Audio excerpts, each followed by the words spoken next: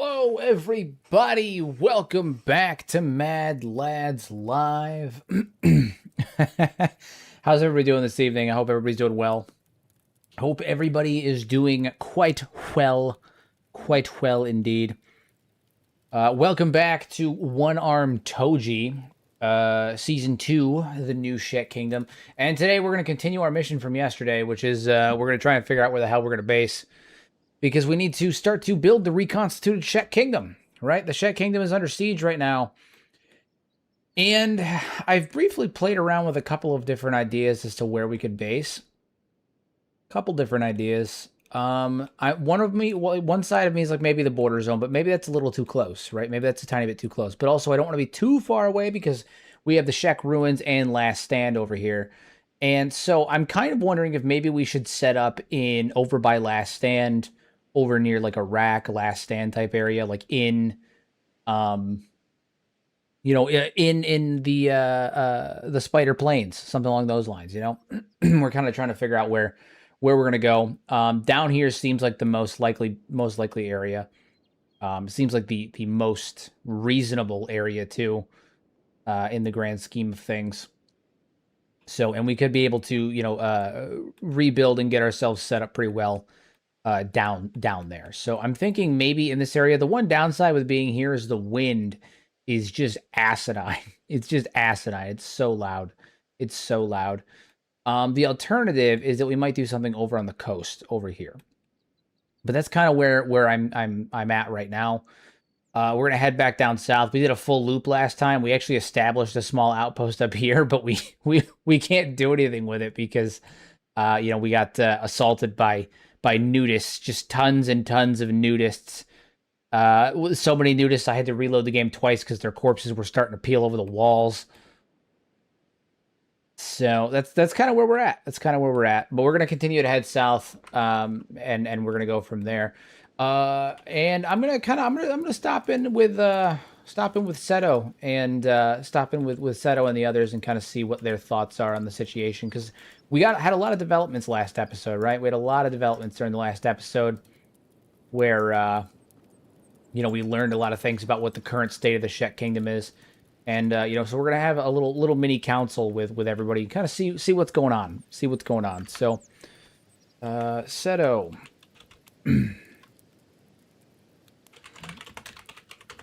Shek Kingdom is worse off than we thought.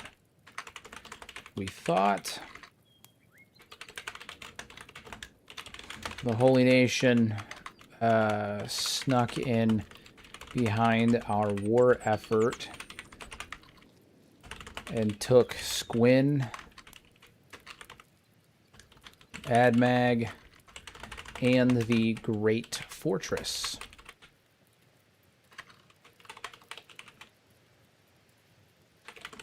The Shek Kingdom now totals less than 350, with only Last Stand remaining as a proper city. All right, let's see what she has to say about this. 350 souls. It's not a kingdom, it's a scar, but scars don't mean the end. They mean we survived when we should have died. Not sure your mother would agree, to be honest. She was trying to prevent exactly this for a long time. Thought we had a better chance. Bugmaster down. When we took Stack and Bad Teeth, things were looking good. Didn't expect things to go so far south after Blister Hill.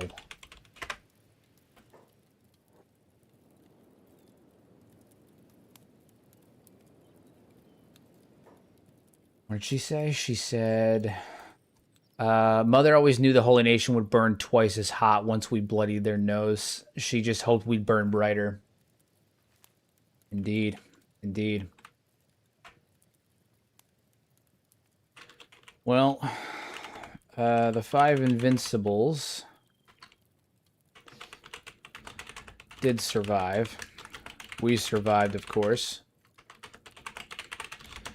And of the remaining Shek 30, there is another 27. Well, no, hold on. We have 30 total, minus Seto, Beep, Riku, Watcher. We have 25 total. Sorry, 24. We have 24 other warriors that rally behind you as queen. It's a start, I suppose.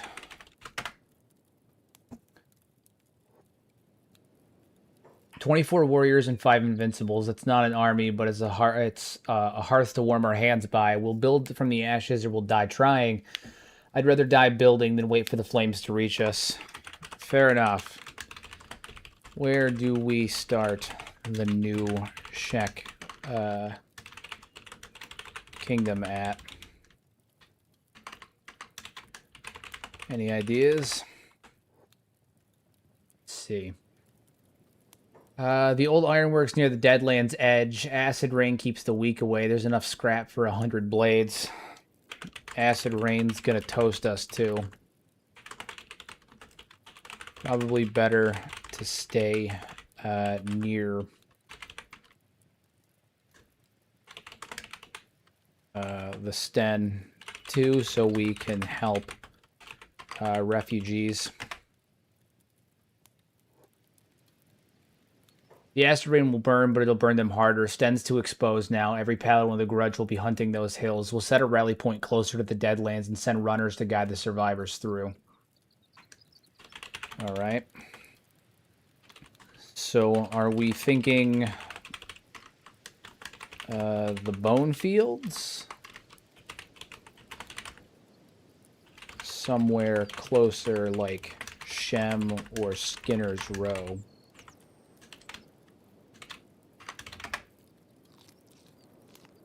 Well, this is tense. I like how Steve's just back there and he's like, this is a little tense. Shem's got water in central ground, but it's wide open and every starving bandit and slaver caravan passing through. I'd rather we risk beak things in the Bone Fields than get pinned down in Shem without a walls. Bone Fields it is then.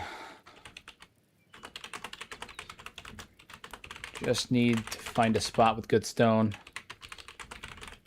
And mine for stone. Good. The high ground near the crater's south ridge has exposed stone and iron close together to dig before the beak things notice we're building. Good. We have a plan then. You're starting to sound like a proper leader.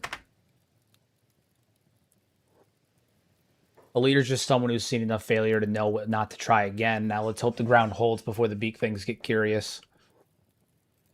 All right, we got a plan. We got a plan. What'd she say? She said something else after that.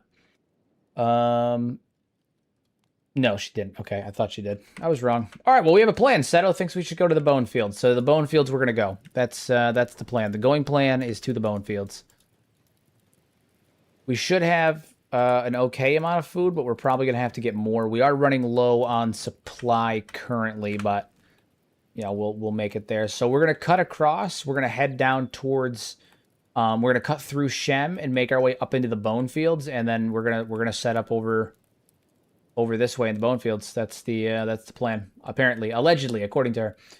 We'll revenge on the fishmen is back on the menu. Yeah, we'll probably end up fighting the fishmen at some point for some supply. They do have supply there. So things are happening, but we're headed towards the Bone Field per Seto's wishes. She is the queen. She makes the decisions. She makes the decisions. The queen has spoken. At some point, we're going to have to rename her to Queen Seto, too. But I'm glad to see she's actually making decisions this time. Towards the end of last episode, she was just running with a lot of silence. I think there was a bit of shock with what was happening. I think there was a lot of shock with the whole situation. Seeing the kingdom in such poor standing probably didn't wasn't too great for her. Wasn't too great for her. So, but we're gonna head over towards the bone fields and we'll go from there. We'll the plan is to cut down straight down through Skinner's Row. At night we'll cross through Venge and then we'll head up into the bone fields. That Kenshi PTSD will get you. Yeah, I got her. She was struggling, that's for sure. She was struggling, that is for sure. Who owns this place? This holy farm? Are they Ochre Knights? I think it might be Ochre Knights. We're going to I could use some reinforcements. Hell yeah.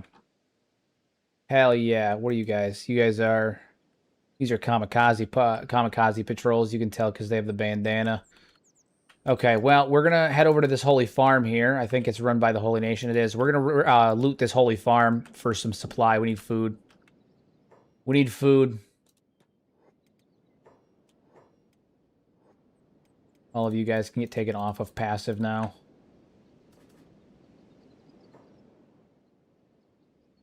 So kill them all. Kill them all. Beep, you can get taken off passive too. Fantastic. All right, so we're gonna loot this holy farm. Should be relatively easy pickings, and we'll go from there. Beep, what do you have on you? Not much. All right, get in here. Start looting. Start looting, good sir. This is what we do now. We loot. We're looters. We're looters. Although I don't imagine they're gonna have much because the Holy Nation's in the shape that it's in, at least up in the northern portion. So yeah, they're pretty light on food themselves. God damn. Oh my god. They've got basically nothing. I hope my stone golem isn't eaten by the elder beak thing. I hope so too. I hope so too. Oh my god, yeah, they got shit. They've got nothing. They've got nothing in there. Try in here. See what's happening in here.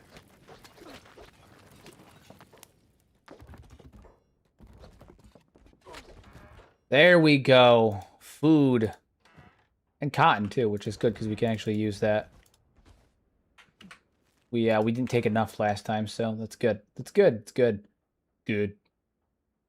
Get the wheat straw, too. Not much luck on the food, though. Not much luck on the food department. Food cube.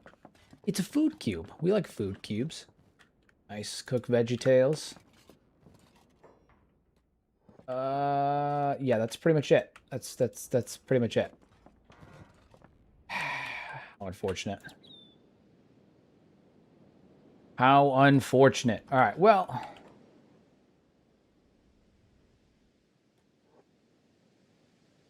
Well, it is what it is. We tried. Tried our best. Not much there in the way of food, though. The Raptors control this farm. That's funny. How about you? Holy Nation still? Yeah. All right, we're cutting straight down.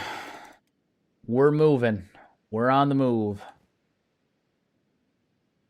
Luckily, we have that little batch of little platoon of Shek warriors that we can use to kind of fend off anybody that attacks us.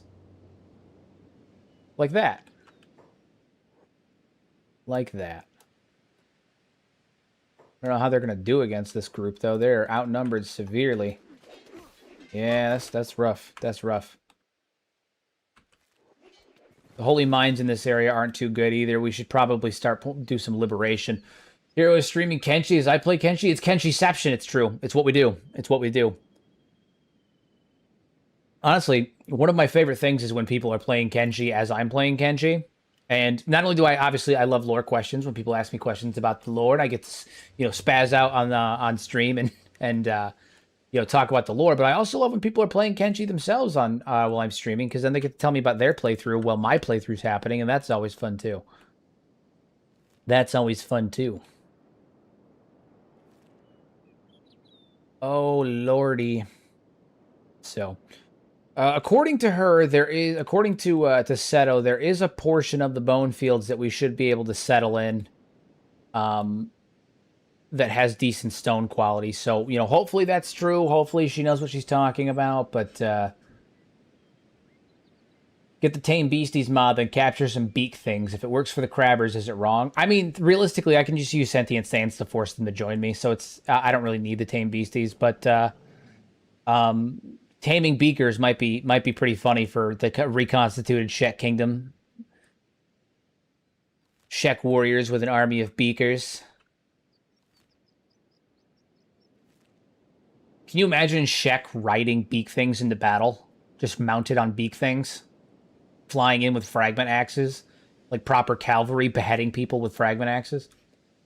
Speaking of lore, I was reading Chris Hunt's old AMA on the Kenshi website an hour ago, and he said Kenshi 2 will have more range dominance compared to Kenshi 1, which is cool as not going to lie. That's true. So it's not going to have range dominance, though. I got to clarify. It's going to have more range viability. Like, range is going to be much more usable, and there will be a greater focus on range, but melee will still be the primary like combat maneuver, right? Like, so it's still going to be focused on melee, but range will be much more viable. Kenshi 1's range is kind of like late game with an Eagle's Cross. If you get a character that you can position properly, it's really good. But for the most part, Kenshi's range system is kind of booty outside of like turrets on your walls and stuff. It's not the greatest. So, north of Catan, west of Morn on the plateau. Are you talking about north of Catan, west of Morn, like up here, over by the burning forest? Is that what you're talking about? Like on the ridge there? Because that's not a bad place. It's not a bad place. Not a bad place. Oh, shit, weapons. Is this Seto a great uniter like Crawl? I mean, kind of. But I wouldn't say she's as successful as Crawl was, right? Crawl unified all of the tribes. Seto asked the the remaining Shek who would stand with her, and we got 24. You know, so it's but I think that she's the greatest hope for the Shek, because the Shek that remain that didn't join her are in a refugee camp in the Shek ruins, or they're in Last Stand where it's their last stronghold, right? But like by and large, she's kind of all that's left, you know. She's kind of the only real warrior that's left. So that's it. We hit this area at the perfect time too, to be honest with you. Just hit nighttime. We've got a couple hours before the lasers pick up again, so we might be able to cut through Venge a little bit. No big deal. Is it the high bone fields? I do believe so, yes. Yes. Yeah, range can be beneficial if you have like a firing line, or you take the time to properly set up your men, but you can't just let them go, right? You can't just let them go. It's like Project Cthulhu taught me that quite well, that like with ranged units, you really can't just let them go. You've got to do a lot more micromanaging. Yeah, I don't know. I feel like range could definitely use some serious rework. Hopefully there's a bit more movement going on with range in Kenshi 2. That's one thing that I would really like to see, is a bit more movement with range, where characters will like instinctively like what is it, like skirmisher mode, right? I'd like to see a skirmisher mode. I think that would be really cool, where if you get too close to someone who's using ranged weapons, they will instinctively run away and try to get themselves into a position where they're not dust raiders. I doubt they're going to have much food really in it for them. We're kind of on a tight schedule. I'd like to see them instinctively like move away from melee combatants and try to find good spots, or attempt to use cover, like a cover system. I've said this from the beginning. I think a cover system for Kenshi would do absolute wonders. Like think a cover system akin to like Company of Heroes, where like you can use buildings and barricades and stuff, and your characters will actually like get behind them and like take cover and all that stuff, or crouch down, peer behind and start shooting at each other. I think a cover system for Kenshi would do wonders. It'd be crazy. It would also be really good for siege mechanics too, because then when enemies are sieging your base, they could bring, say, portable cover or take advantage of the environment and take cover. And as a result of that, you'd be forced to kind of come outside of your base and engage in a fight, like out in on the fields in melee, engage them in melee combat instead of just letting your harpoons or crossbows do all the work. Because they could be behind cover, you could pin them down, suppressive fire, and then you could go out and engage them in combat. And suddenly you have the Battle of Pelennor Fields taking place. Like it's there's a lot of potential for a cover, like with a cover system. A lot of potential for that. All right, we're headed up into the high bone fields here. As Seto said, the goal here is to set up before the beakers become a serious problem.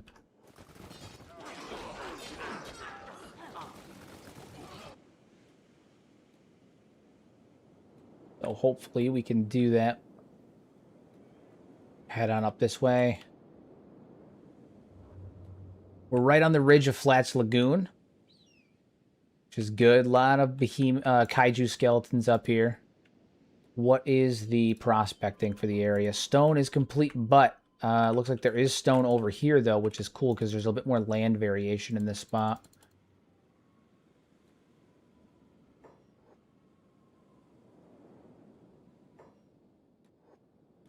I think in reality, I think the high bone fields has a higher elevation, which results in better wind for wind turbines. Yeah, that's the other thing too, is that the better wind for the wind turbines could be helpful. What did she just say? Hold on, they're still talking about the Holy Nation.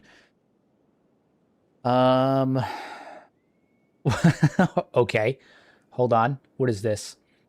Let them come. They'll rule the day they flay they tried to flay a Shek warrior. Then we should wake them up. I didn't come this far to rot in silence, waiting for stones to stack themselves. Try and flay us, Miss Schools. I dare you. Come out, Miss Schools, unless you're too scared. I'm gonna die here, aren't I? Says Beep. Patience, Misaki. Who's Misaki? Oh, Misaki was there. Okay. The quiet means the Holy Nation's still licking their wounds. Let them bleed a little longer before we remind them that we exist. I like that they're having conversations from the perspective of, a reconstituted emperor or an empire that's trying to like fix itself, put itself back together. That's cool. All right, what's the prospecting here? Iron's good, stone is meh. So it looks like this area here is where we want to be. This is the spot. This is the place right here. Utilize this area. We can actually mine off of these two, so not bad, not bad, not bad. Paul Rogers made a Bonefield guide video. Let me post it here for anyone curious to know what it's like. Indeed, yes. Yes. Share my man's work. Stonefield. Fertility is shit, obviously. Iron is there. We don't need much copper. And we can go to nearby settlements to get anything that we don't have. Yeah, I mean, this is probably the spot. This is probably the spot. What's over here? Crap there. Iron. Yeah, this looks like it's the spot right here between these panels, these platforms. So let's get to building. It feels like the Shek are starting to think a little differently after their defeat. That's kind of the vibe that I was getting from last episode. Their dialogue really seemed to indicate that they are starting to approach things from a different perspective, right? Like they're looking at things from a much different perspective. They're not gung-ho running in. They're being smart, which is kind of cool. It's kind of fucking cool. I'm a level with you. It's kind of cool. Yeah, very, very cool stuff. Very cool stuff.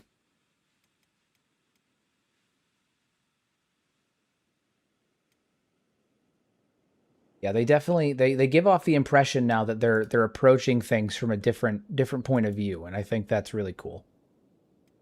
They're not just rushing headfirst into battle. How's water? I forget. Terrible. It's 10%. It's enough to where we can still get it, but there's also no fertility here, so it doesn't really matter anyway. Doesn't really matter anyway.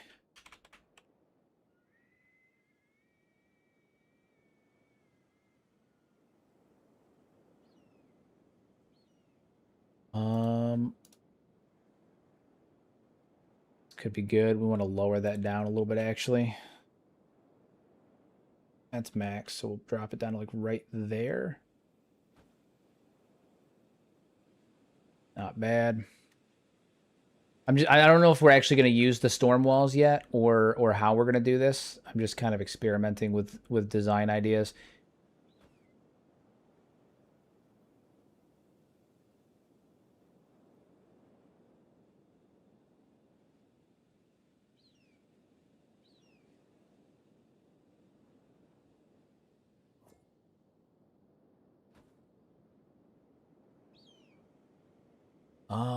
It's easier to follow Asada's teachings after she died in battle. She proved herself to Krull. It's true. It's true. Turrets behind walls are very strong. Beak things counters. It removes their speed advantage and keeps them out for you. Indeed. Indeed.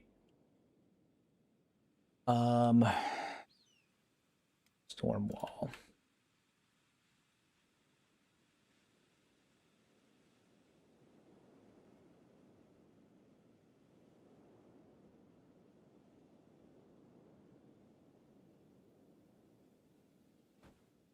By the way, do you know about Asian Fanboy? He's an anime. Oh, I know Asian Fanboy. I've talked to him. I've talked to him. I'm also friends, like really. Obviously, I run a podcast with him. I'm really good friends with Pato, and Pato has done voices in several of his animations. And Frankie, I'm friends with Pato and Frankie, who have done like voices in his animations before. I've talked with him. He watches the podcast. Yeah, I know Asian Fanboy quite well. Well, sort of well. I've talked with him, through Pato and in comment sections a few times and all that stuff, and on the podcast, but in the chat and the podcast. So yeah, he's no, I am familiar with Asian Fanboy. I am familiar. All right, I'm getting a general shape in mind here, putting together some ideas. All right, let's get get a building up. Let's get a building up. On the upside, we at least have semi-decent building sizes. Oh, dude, this thing's gonna really fucking grind my gears, isn't it? Yeah, it is. It's gonna really get on my nerves. That's fine. That's fine. Would it be better to be like right here? Let me hold on. Let's prospect again. Being in this area, yeah, this area is still good. All right, let's back up a little bit. Let's back up just a tick. All right, we can still utilize these these pieces of scrap metal, but right here seems like a good spot. Build something nice. Build a nice home for ourselves. Would love to see you do some sort of collaboration with him in the future. It'd be really cool. I mean, if he wants to do something, I'm totally down. I'm totally down. I'm totally down. Yeah, I mean, if he ever wants to do anything, I'm 100% down. I would love to do a voice in one of his animations or anything like that. We did ask him if he wanted to be on the pod one time, but he turned it down just because he's not very comfortable with public speaking and stuff. So he was like, no, I'm kind of nervous about public speaking, which we respect, absolutely respect that. So, but hopefully in the future, maybe he might change his mind one day. But no, I'd be happy to do any kind of work with him. I think he's fantastic. I think he's absolutely fantastic. How do you want my money? Membership, buy a merch business, however, whatever you want to do, man. Whatever you want to do, I will trust your judgment. Obviously, if you go with merch, my friend, you get a shirt for you. You get something cool. If you go with a membership, then it's a recurring thing. But whatever you want to do, I won't. I have no preference. Support is support. I'm always happy to have it, however it comes. The Kenshi community is so wholesome. That's the hope. That's the hope. Whatever gives you the biggest cut. Technically speaking, it's tips, but either tips or merch probably then. But again, I want you to do whatever works for you. All right, what kind of building types do we want to do? Do we want to use? What kind of buildings do we want to use?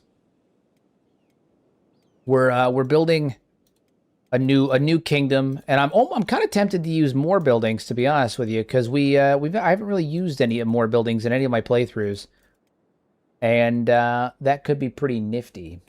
That could be pretty nifty. Yeah.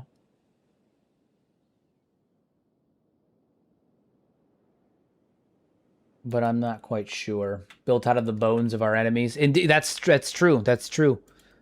Built out of the bones of our enemies. That is an option.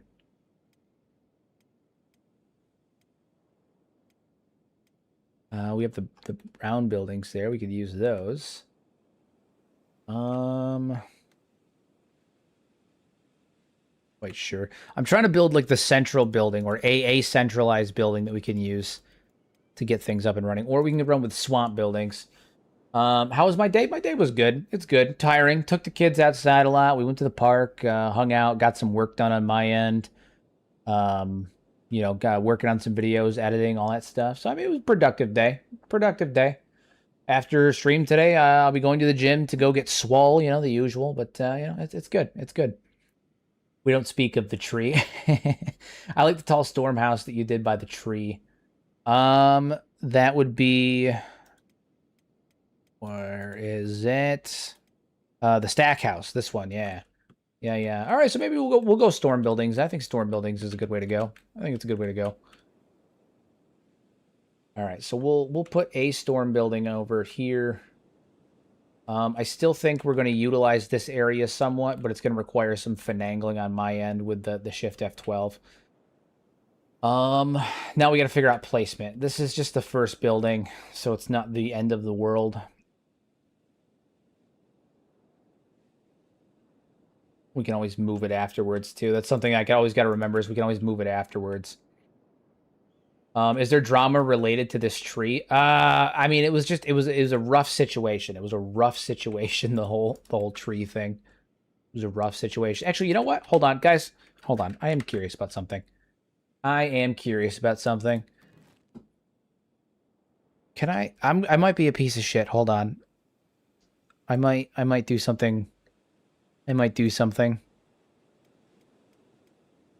I really liked the big fucking tree, and I'm wondering if mayhaps...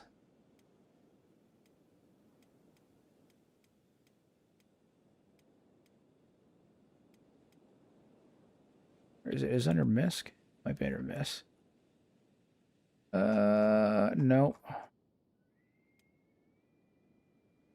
Camping, outdoor, farming, plants, ruins, rocks, storage. Hold on. If I can place a tree, I'm gonna place a tree. Because I really had a cool idea with that damn tree. And I'm annoyed that I couldn't do it. There was never a tree here. It's all the government lie. I know. Oh, man. Hey, Hole. What's going on? How you doing? What's happening? You should build an old town. It could be an area that everyone first built to take for refuge in from the animals, then turn into something permanent.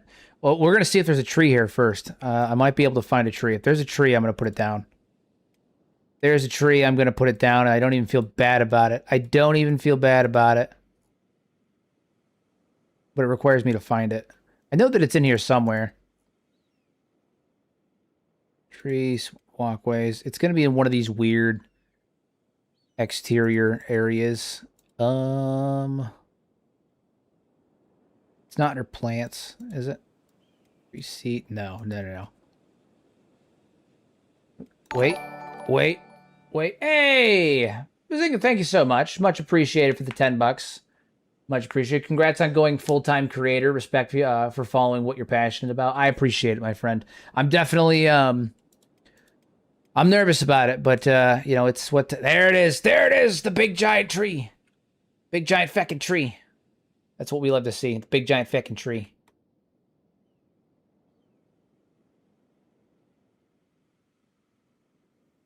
That's what we like to see, the big giant tree.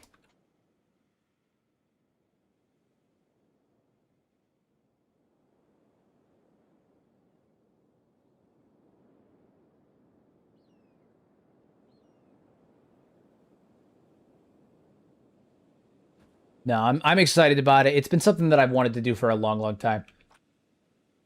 The trees were invented by the bourgeoisie, along with the birds. Nice. Big tree. And we're by the burning forest, so it's not actually that out of character. The burning forest is literally right over there. Well, it's not that out of character, but we have our giant tree. We got our big-ass tree. There we go. Are we building up the side of the giant tree elf style? Not quite, but I do have a cool plan for what we're going to do with the tree. You're telling me a gurgler fished this man? Yes. Yes. Yes. The trees are Catlon's mind control devices. It's true. It's true. I have this on a good source. Chris told me himself. He told me himself. He said the trees are owned by the bourgeoisie. Don't let them fool you. They're coming for you.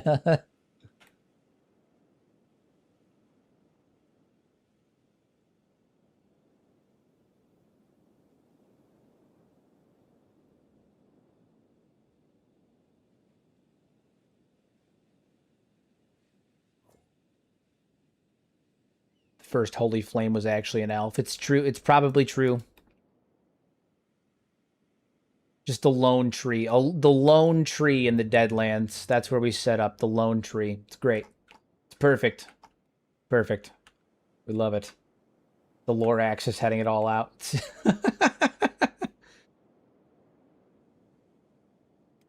I am the Lorax, probably-ish.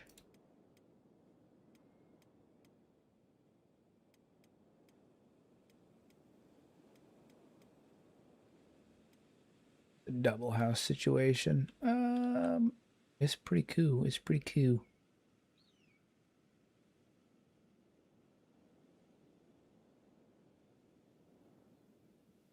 All right, so we will create a base centered around the tree.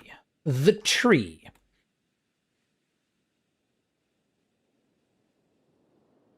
I'm waiting for a fight. It's just the height of the tree. It's true. It's true. Yes. We're building around the tree. All right, let's get this thing built up.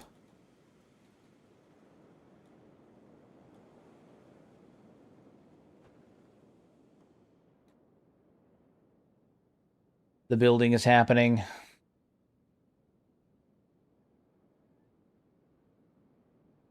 You have a mod pack or use one that's public? Yeah, check the description. Check the description. What do you mean you don't have any building materials? I bought a shit ton. What are you talking about?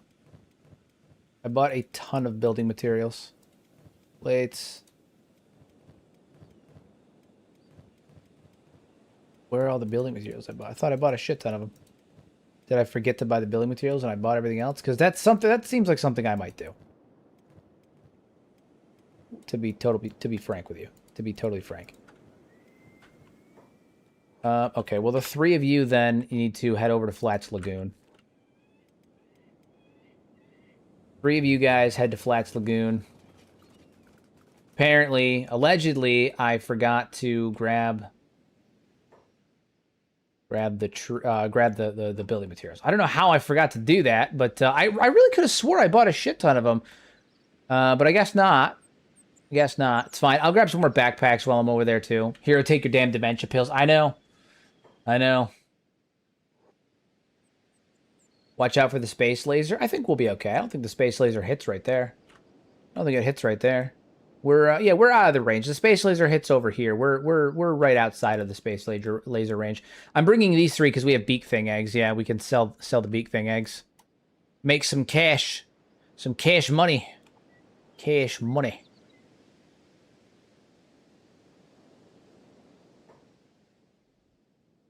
And I can see if they have that armor blueprint that I want, because there's a very specific blueprint that I'm going for what we're going to outfit the new Shek Empire with, the new Shek Kingdom.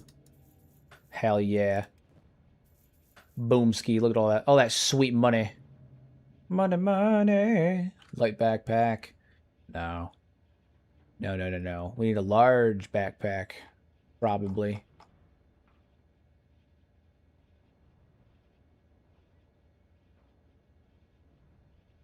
Thieves backpack.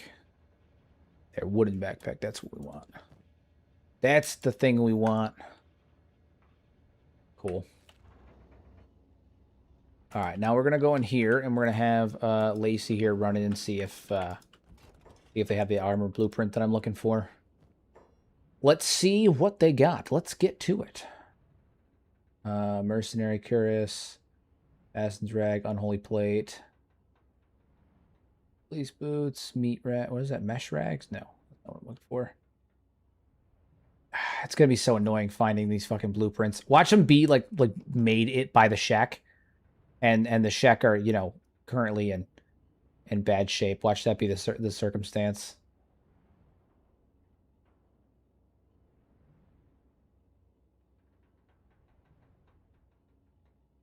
Watch the only place I can get it be the Shek. Although I don't think it is. I don't think that it is.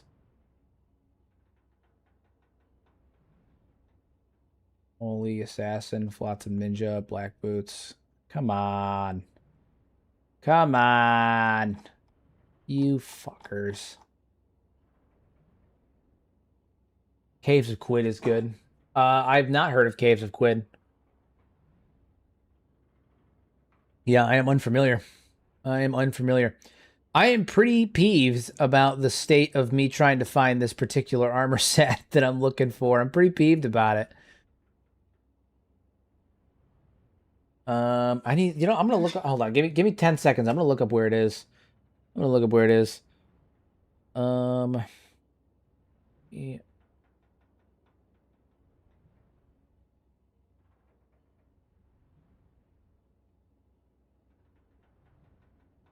Where are you at? Where are you at?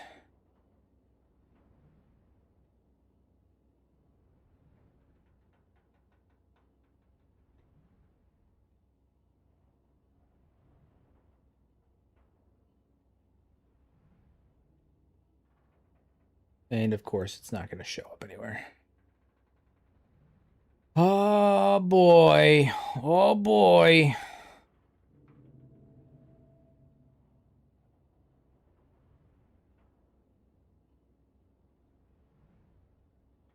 Get your samurai armor on.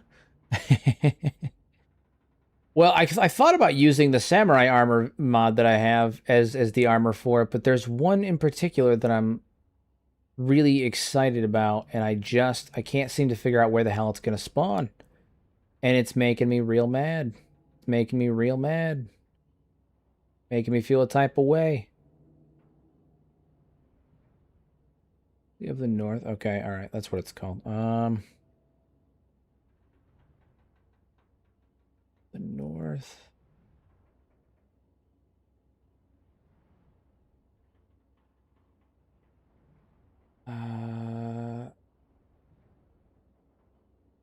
It's the legacy of the North armor mod. I'm getting there. I'm getting there. I'm getting to the crash out.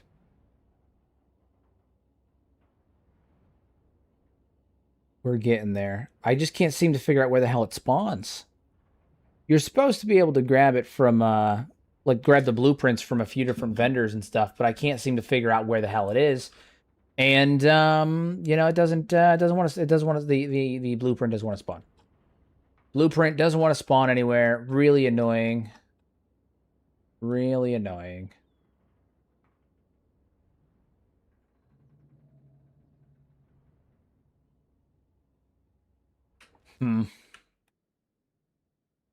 I looked at World's End. I looked here. I'm just saying, watch me. Watch you can only get it at the Shek Kingdom, and the Shek Kingdom is currently kaput. So like it's just I can't get it. Watch that be the case. Be really stupid. Lithium? What the hell is lithium? Oh, it's this. Okay, I thought it was a blueprint. I was what the hell is a lithium? We're there now. We're there.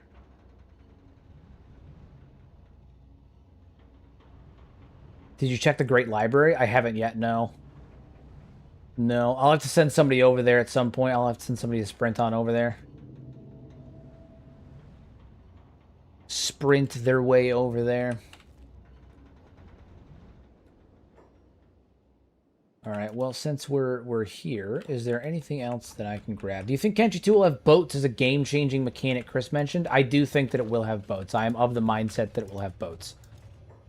I am of the mindset that it will in fact have boats, but we'll see. We'll see. It may have boats, may not have boats. We don't really know yet. But I am of the mindset that it will have boats.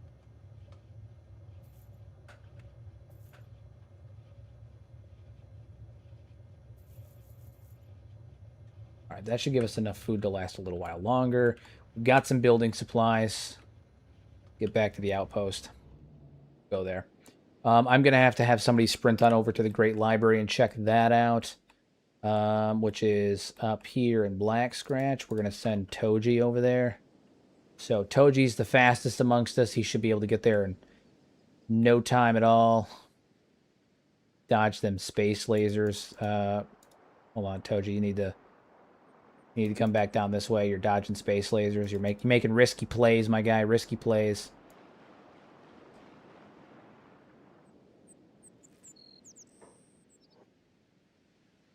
Head back on up here. I hope there's boats in Kenshi too. I'm going to add a Johnson motorboat on day 1. I hope there's barges, right? I hope there's barges, and like I hope there's large flat barges that you can ride on, that you can like build, like the siege mechanics built around the barges, where like you can, float past another barge and jump on their barge. Be a good time. A lot of good stuff. Oh shit, we've already started to kill some beakers. Already started to kill some beakers.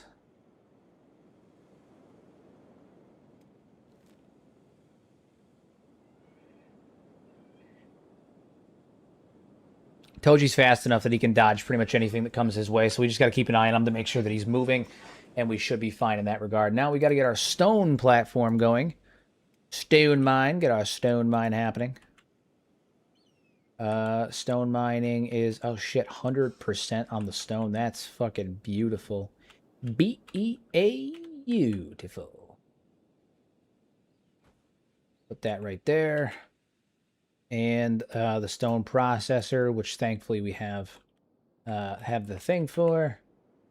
We're going to put you right here. This is going to end up being a storehouse for right now. We'll end up moving it later on, but yeah. Good stuff. Good stuff. You three are on building duty as well. Toji, where you at? He is on the move. That's where he's at. He's on the move. Sprinting past the secret drug farms. I hope there's aircraft carriers as well as aircraft. Would that ruin the immersion? I just see high potential for war crimes if I get my wish. I think you might be. Hoping for a little too much. Hoping for a little too. This right there. That's the thing. He's just walking around with the fucking armor that I wanted. This is the armor that I wanted to use for the. I'm using for the Shek Kingdom. This is the armor that I'm using for them. The reconstituted Shek are going to be wearing that. Dude, what the fuck? He's just walking around with it.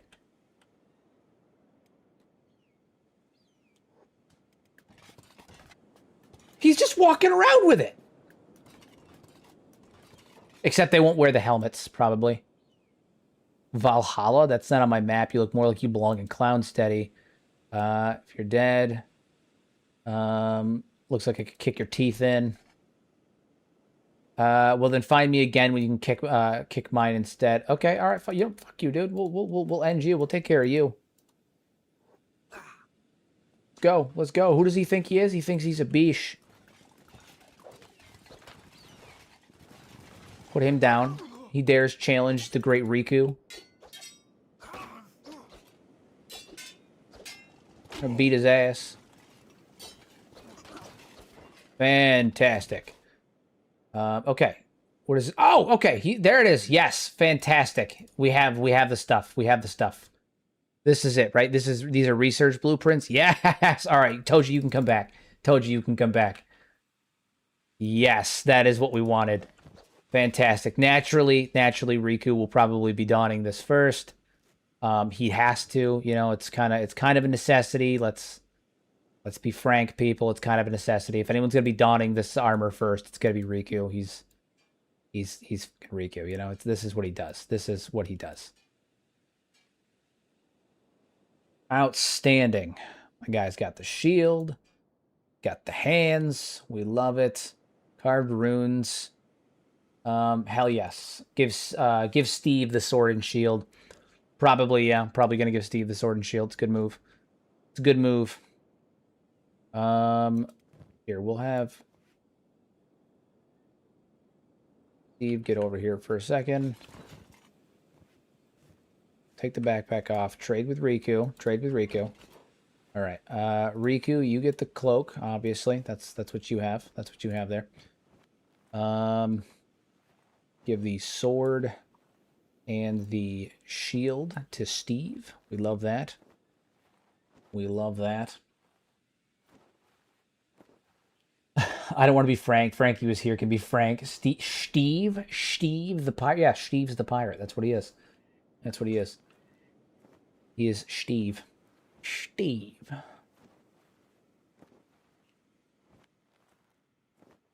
Hell yeah, dude. Cool as hell.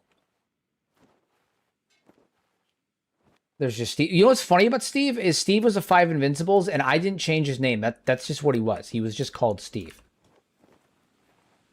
There he is, Riku the God in all of his splendor with his mighty armor. My guy's a beast. My guy's a beast. We're gonna keep the helmet off, though. I think the helmet ruins the vibe. But look at that. Look at him. He's a beast. He's a monster. He's a warrior. He's a warrior. He's an absolute warrior. And you got Steve. Doot, Steve. We love it. We love it. Okay, so who's got the Steve has those. Okay, so we have these, which is good. We can recruit do these. So we start out at research level 3. We need plate and weapon crafting, and then we can start making the northern armor. The main thing is blackened. Was that what it is? Yeah. So this is the highest grade that there is for the armor. This is the highest grade. Yeah, so this is the drip. That's what the army of the new Shek Kingdom is going to be dripped out in, although the colors are going to be different because they're going to be wearing the steel variant. There's different variants that have different color schemes, and you know, as we the higher ranking officials will have, like the 5 Invincibles will have the step below this. Then the normal warriors will have the steel variant, and then the blackened one here will be worn by the high ranking officials. Shek joins Toji to assault the Holy Nation, but their leaders died in battle. Now, to the assaults, now they're a nomad nation. Yeah, we're rebuilding the Shek Kingdom as a way of recompense.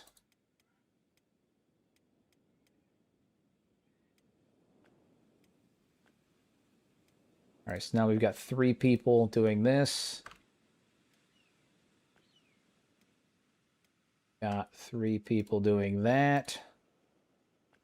And we should be able to start getting things processed and built, which is perfect. Good. And they're producing stone at a surprisingly quick pace, too. They actually managed to build up quite a bit of skill with that at the last base. What mod is the armor? It's the Legacy of the North armor mod. It requires Kenshi to use because you have to get a plugin that gives you a different spot, like separate inventory slots. So, but it is the Legacy of the North armor mod. Storm Gate. All right. Oh yeah, that's gonna be fucking annoying.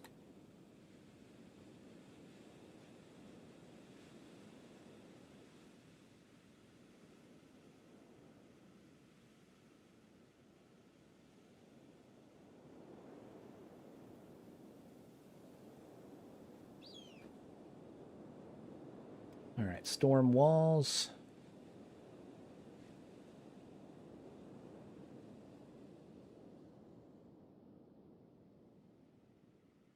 Need all of you guys to move. All of you guys to move. Get out of my way.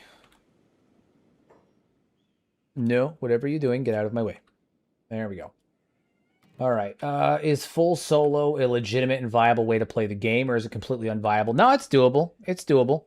What is it? Frankie does solo playthroughs constantly. That's like what the vast majority of his streams are doing challenge runs, like solo challenge runs. That's like what my dude does. Fully viable. Fully viable. It's just you have to be a lot more careful. In-game settings can change things around a bit too. Like you have to be mindful of what your settings are. That's for sure. But it's fully doable. Fully doable.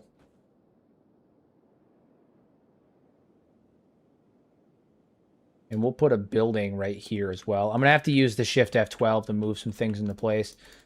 I got to figure out how I want to lay out the wall. That's kind of where I'm struggling right now, is how do I want to lay out the wall for this place?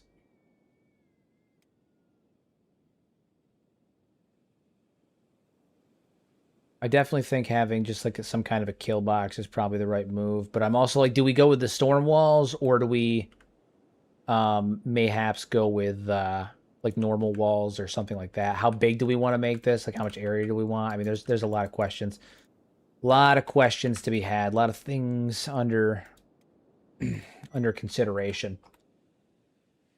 Frankie's also a Kenshi master. Yes, he is. He uses math and science to formulaically beat the game. Yeah, Frankie is, in what I am to the lore, Frankie is to the mechanics. There's nobody that knows Kenshi's mechanical side better than Frankie. There's just not. There's not. The way that like Kenshi functions, the math behind it, the mechanics behind it, I don't know anybody that knows it as well as him. Man's goated. Man's goated. Absolutely goated. Toji's hauling ass, man. Where's he at, anyway? Oh, yeah, he'll be here momentarily. He'll be here momentarily. All right. Let's see. Let's look at a couple of house options that we have here. You could always encapsulate the great tree. That's always an option. Encapsulate the great tree.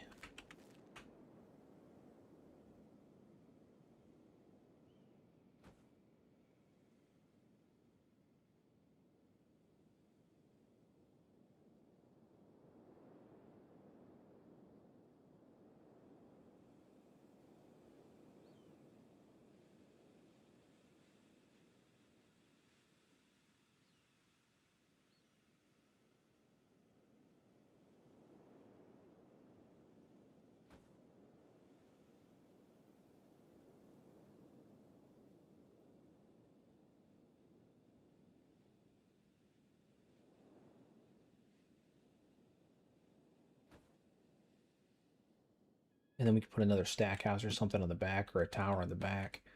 But just build around the tree. You can dismantle the inner sanctum wall once the outer tree is once the true outer wall is constructed. That's true. That's true. We could always just build something really ragtag and then work around it. It's gonna be something that I'm gonna end up having to use the I'm gonna have to end up using the Shift F12 to move a lot of things into place on this one. It's not the first time I've had to do it, but it's definitely something I'm gonna have to do quite a bit on this one, because I actually have a solid plan for like a multi-layered, like basically a ring around the tree, and then several buildings on like deep foundations that I can use up there, that strike me as incredibly interesting concepts. We could do. I want to create something unique, something cool, something good. Something good. We could also just run with a compact castle to start, too. That's always an option. Always an option. Start out with a compact castle and then go from there. Been a while since I've done a true compact castle, too, anyway. Here's what we'll do. We'll do... Where do we want the entrance to the castle to be? Probably right... Make the entrance right over here. That's an idea. All right. I think I'm starting to put something together. My brain is working. It's happening. My brain is working. I don't know what it's doing yet, but it's working. All right, so we put you right there. Straighten the thing out too. Hold on. There we go. All right. Raise it up. Raise it up nice and high. Put you right there. Wasn't cutting it at all? No. Good. Good. Walls.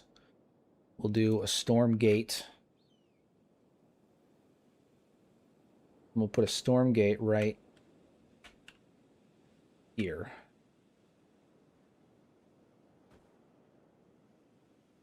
That should connect in very nicely. Very nice. All right.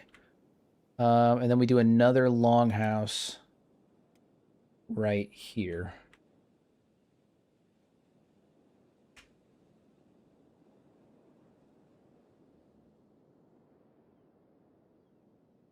I'll make sure that's level.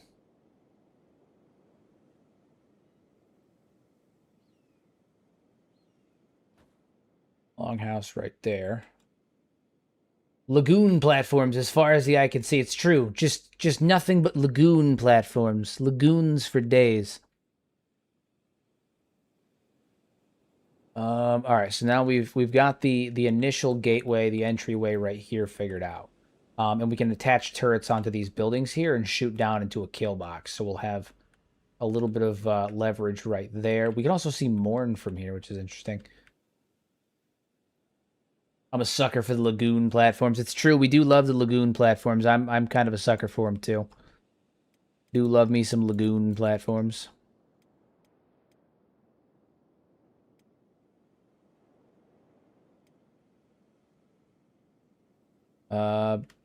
Cause temporary nav mission issues, save and reload, fix the problem. Okay, well, I'm not worried about that.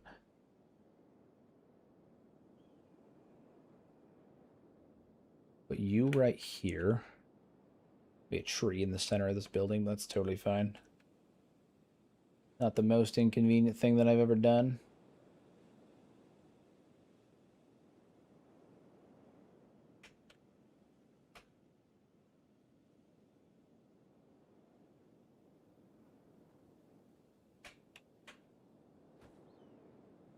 Where is the tree, though? That's the question. It's actually not that bad. Actually not that bad. Okay, so we have that right there. Walls. Let's see, storm wall. I'm very interested to see you use the Shift F12 menu. I barely touch it, so I'd like to see how it can be put to good use. I have a ton of videos. I mean a ton of videos on the Shift F12 menu in a playlist on my channel on YouTube. If you're ever interested in learning how to really put it to work, I've got a ton. Absolute ton.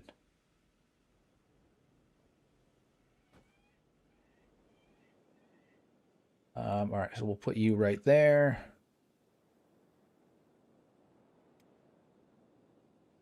Building. Saloon. Stack house.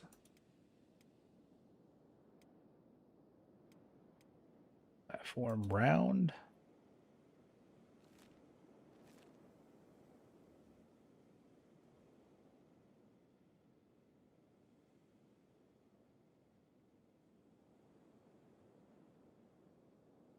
Now you guys may be wondering, why am I considering using a swamp platform?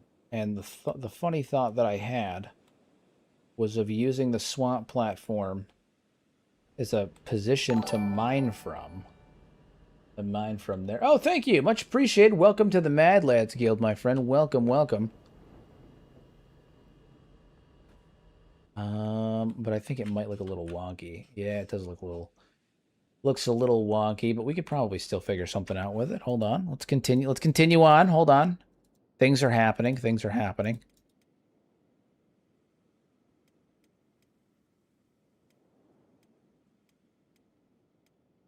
Old L house. Double house. Bug house.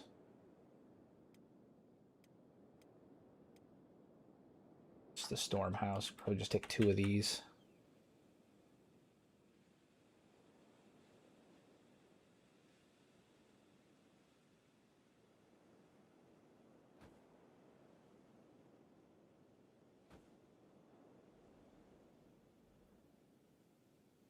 Well, that one's not going to work because we have that. I don't want to do another long house there, though. Bug house? The old bug house? Yeah, with the side entrance there. That's not bad. Not ideal, but it could definitely be worse. One thing I will say with this particular bug house is it's kind of buggy, but it should work. Should work. Okay. There's a Discord for membership. Didn't know that. Cool. Yeah, yeah. Oh yeah. Yep, yep. If you're a member on YouTube, you get access to the Discord. Soon it'll be for members on Twitch as well. I just got to figure out I got to get a new bot for that, because basically I have a bot that double checks everyone's membership to verify if they are a member, and then that's how they get access to the Discord. So that's kind of the thing.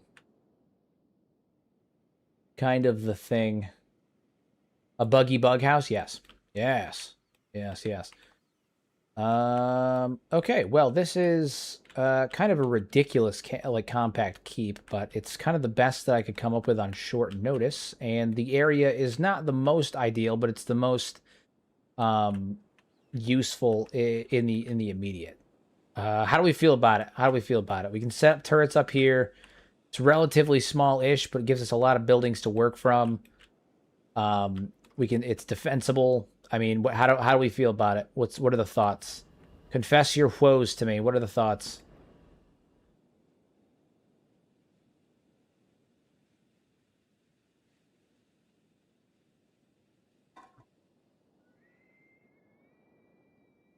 Good. Do we like it? Do we not like it? Should we change the design? Maybe hang off a bit? I'm on the fence about it. I can't say it's my favorite looking design, but you know, it'll do for now. It'll do for now. We'll get to it. It's definitely not, again, it's definitely not my favorite looking design, but it's missing station house and a watchtower. Yeah, I don't have those researched yet. Once I get them researched, I'm gonna end up switching a couple of buildings out, changing a few things around, adding a watchtower, all of that stuff. But right now, this is what we got. This is what we got. The platform seems odd to me, but I build shit bases, so I can't talk. My thought behind the platform is that we can have people up here mining the iron, and then I can put the refinery right here on the platform, and they can just refine it right here. And then it's almost like a little lookout area. Plus, once we get like a station house, I can prop a station house or a tower here, and that will and then I can use deep foundations to offset it, and I can use this as like a base for. Almost like a foyer, or not a foyer, like a foundation for one of the larger buildings. So big things, da da da da da, big things.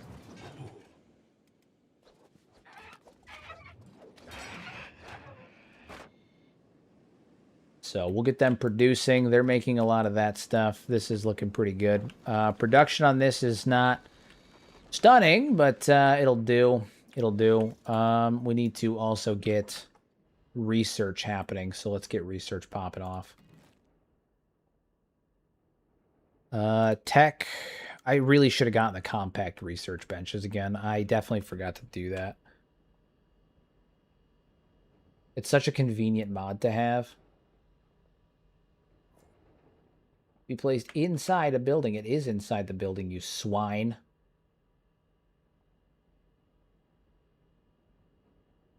Research benches, they make me so fucking angry because they're always just like, they're not inside the building. It's because of the way Kenshi's building collision is. Thankfully, Kenshi 2 will have snap grids for this kind of, like, for interior stuff, so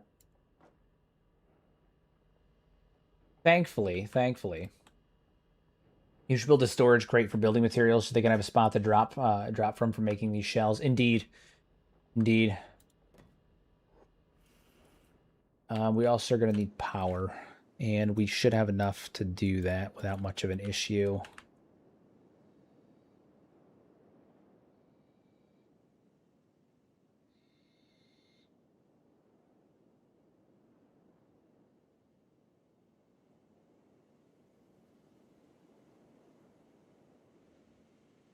Man, where were you, you bastard? It was green for like half a second.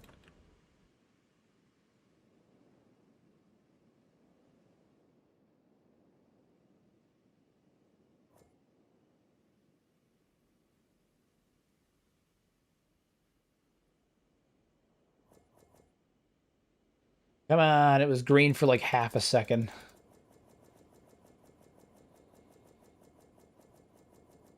Ah, come on. It's fine. We'll just build it right in the center, and then I'll move it later.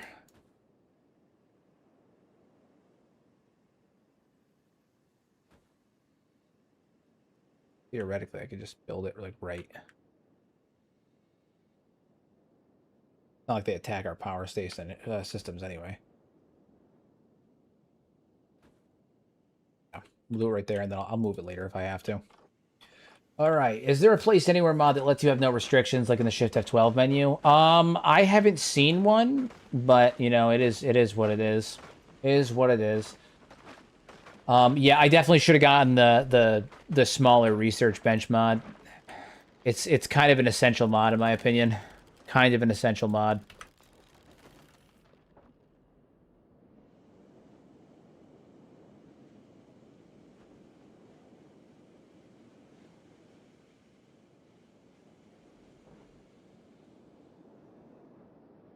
So we're gonna build this little isolated shack, little isolated fortress here, and this will allow us the abilities that we need. The abilities that we need.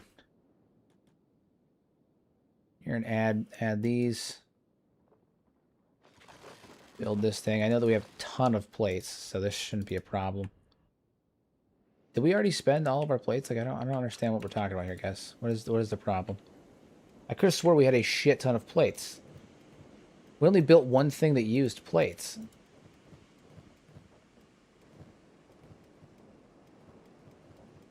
They're vanishing. I swear to God, they're vanishing. We only built one thing that used iron plates. Ah, whatever. It's fine. It's fine. It's totally fine. It's fine.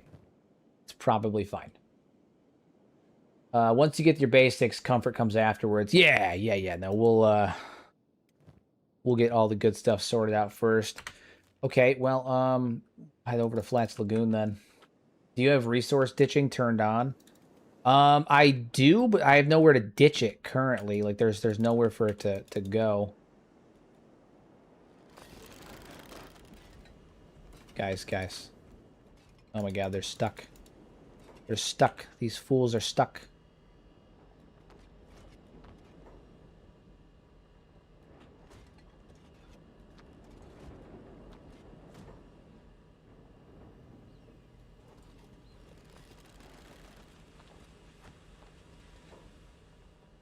Put them down. I pick things up. I put them down.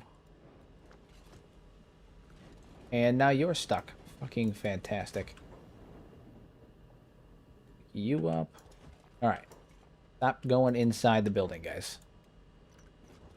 Jesus. Hey, what's going on? Welcome. What biomes have you built bases in so far? On stream or like ever? Because those are two different questions.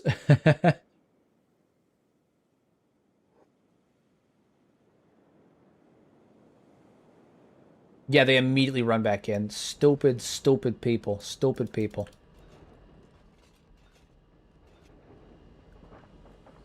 My God. My God.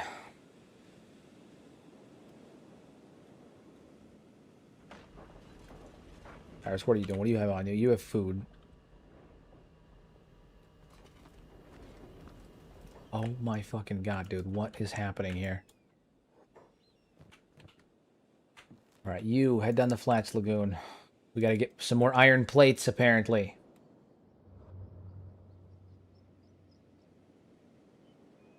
We can tell you where not to build.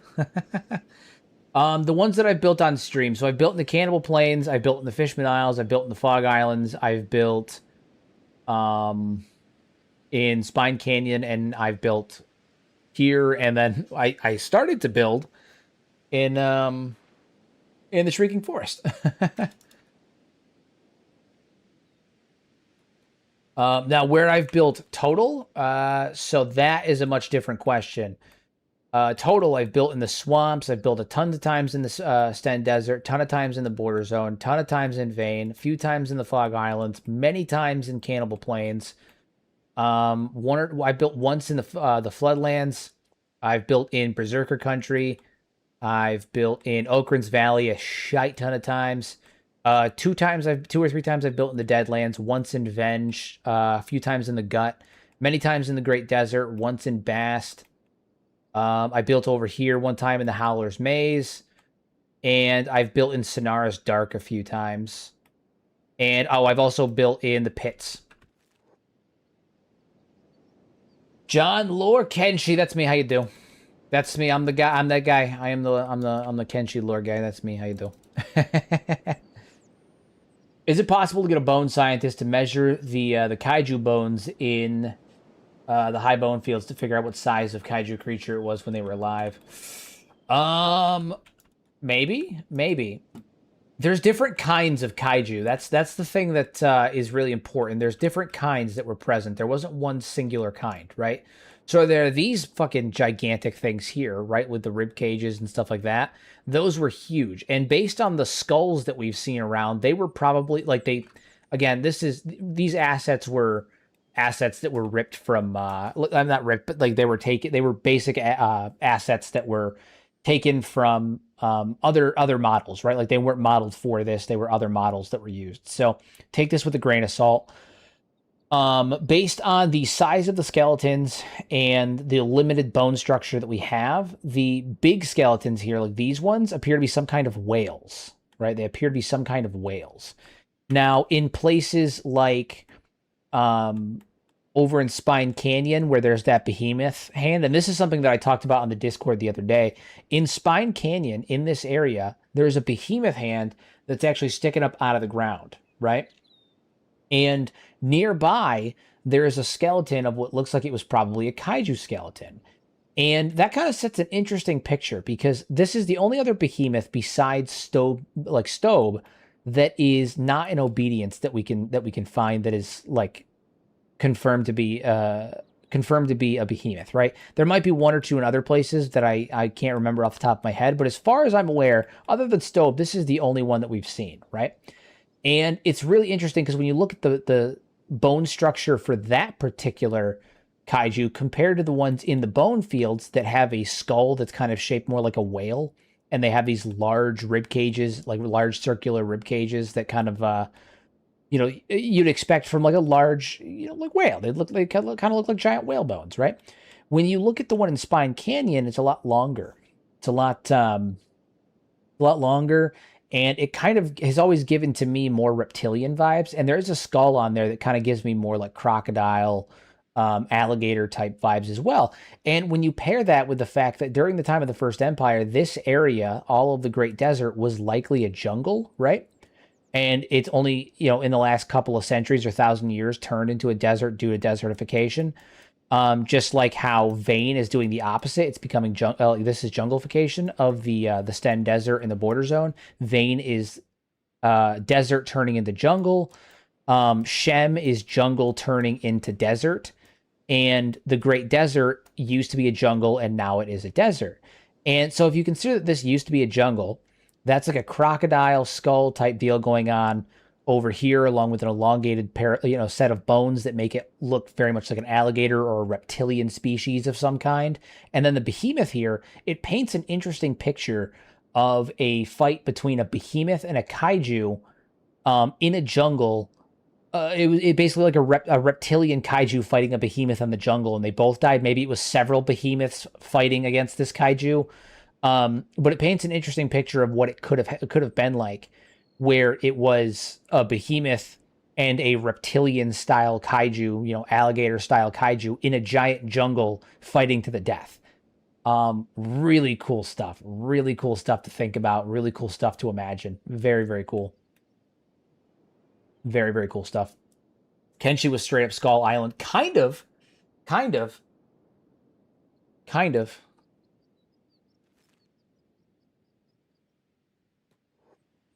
If the Great Desert used to be a jungle, then were the United States built after it became a desert, or while it was still a jungle? It was probably so. This is purely speculative. This particular portion.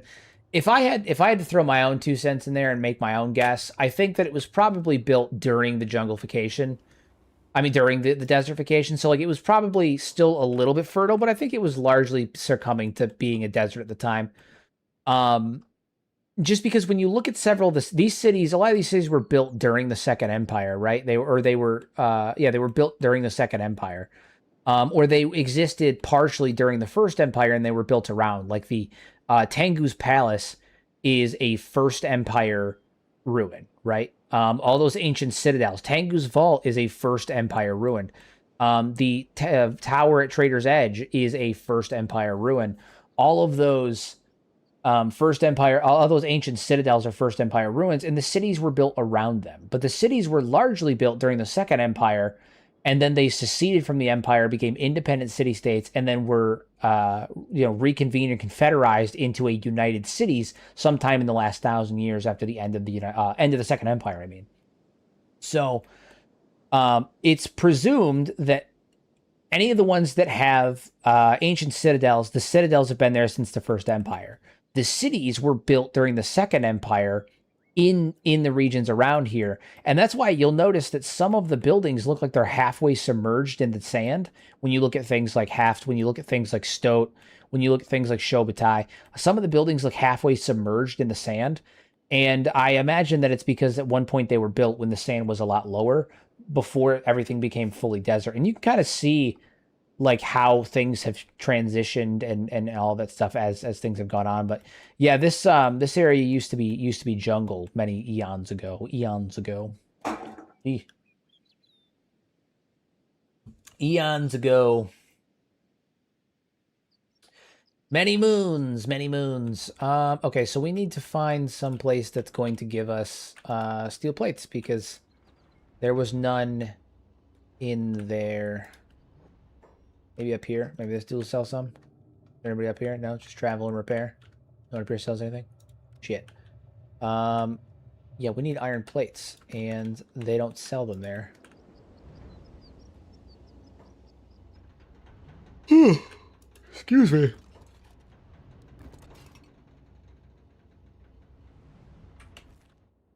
Seriously? Are we really gonna have a hard time finding fucking iron plates right now? Really? Do you have issues with animals speaking English with sentient sands? Sometimes, but usually if you call them on it, they'll stop. But I mean, it's not the end of the world. I've had it happen a couple of times though. Yeah. Usually if I'm just like, hey, why are you talking? They'll stop. Like, why are you talking? You're an animal. And then they just stop.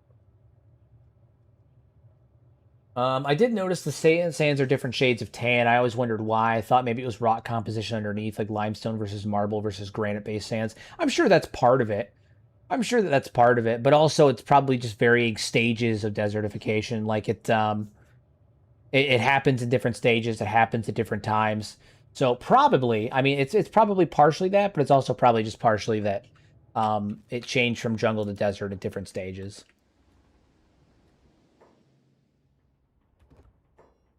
Because the color of the sand is partially determined by the composition of what's inside of it, right? That's why, I've talked about gut before with gut being blue, but also that's why like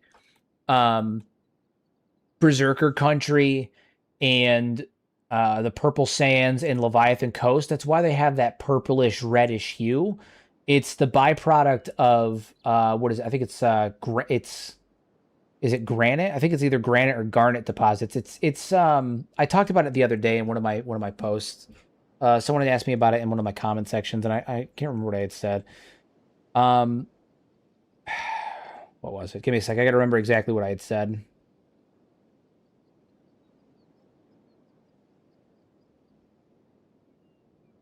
Because it's something that happens in real life. It's the byproduct of like metamorphosed rock being broken up and with granite and garnet. It's garnet and quartz deposits.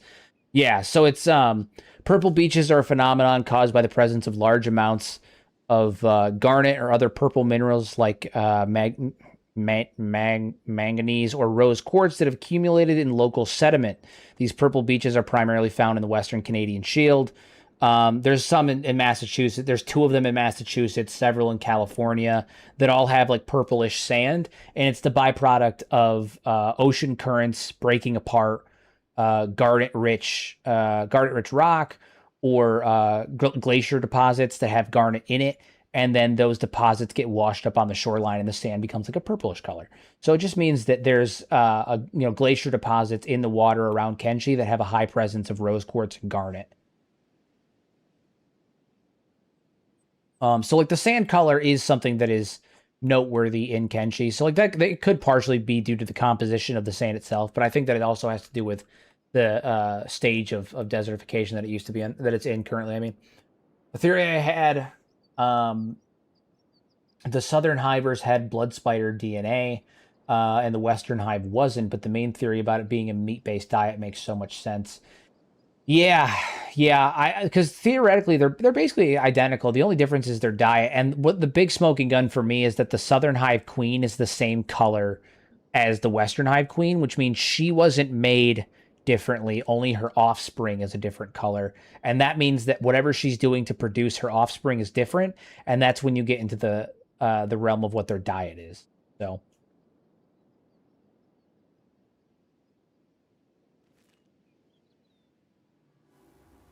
okay, so we're kind of SOL on the steel plates from here. Let's run down to Morn and see if we can get some from there.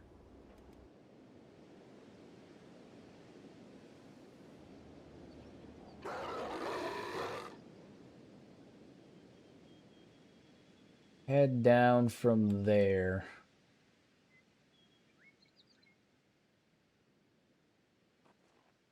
Although they don't really have much in Morn, but they might have something. And if not, we'll go to Catan. We'll go to Catan and we'll grab something there. But we should be able to get something in Morn. How are you guys doing back here? How are we doing with building things? This is so fucking stupid, man. They keep getting stuck.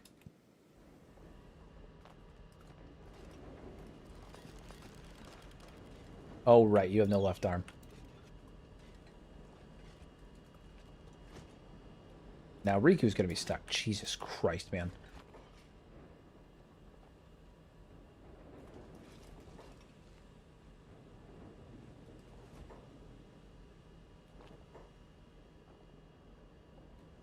Jeremy down.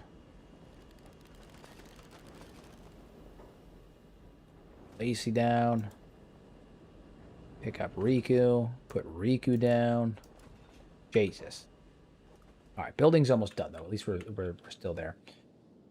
I didn't know there was a living Southern Queen. I have over 1,000 hours logged on Steam. That's so funny. Yeah, no, she's there. She's there. Question, what do you think about green fruit? Any idea about its origin or its relationship to anything on the moon? I don't have anything in terms of its relationship with with the moon or its origin or anything like that. I do think it's interesting that it's not green nor a fruit. It's a blue vegetable. It's also, heavily involved in both the diets of the Holy Nation and the United Cities. It's actually one of the main things that indicate that there's a trade, heavy amounts of trade happening between the Holy Nation and the Traders Guild, is the presence of so much green fruit in their diet in the United Cities, being that the green fruit is the Holy Nation's primary export, like their primary source of agriculture. But no, I think it's just one of those things where it's funny, right? Like it's green fruit. It's not green nor a fruit. It's funny. It's funny. It's funny. We get a laugh out of it. Oh, platform's done. That's cool. All right, we can build the steel processor as well. Mining, iron refinery. There we go. The iron refinery. We're going to have to end up moving that because...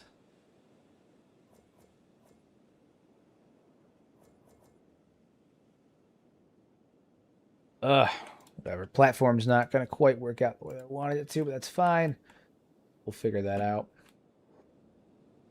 It's fine. We'll build up the rest of this first, and then we'll go from there. Build up this side and let it go from there. Not green or fruit, kind of like how the Holy Roman Empire was neither Holy Roman or an empire. That's true. That's true.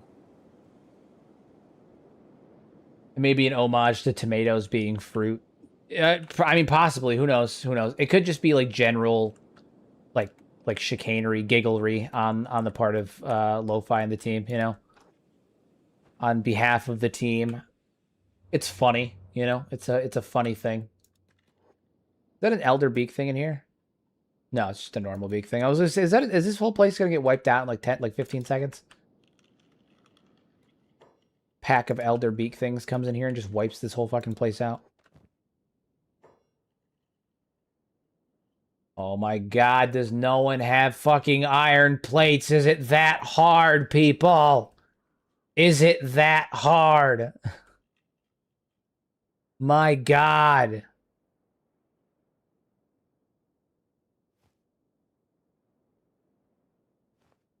Got some rags. Interesting.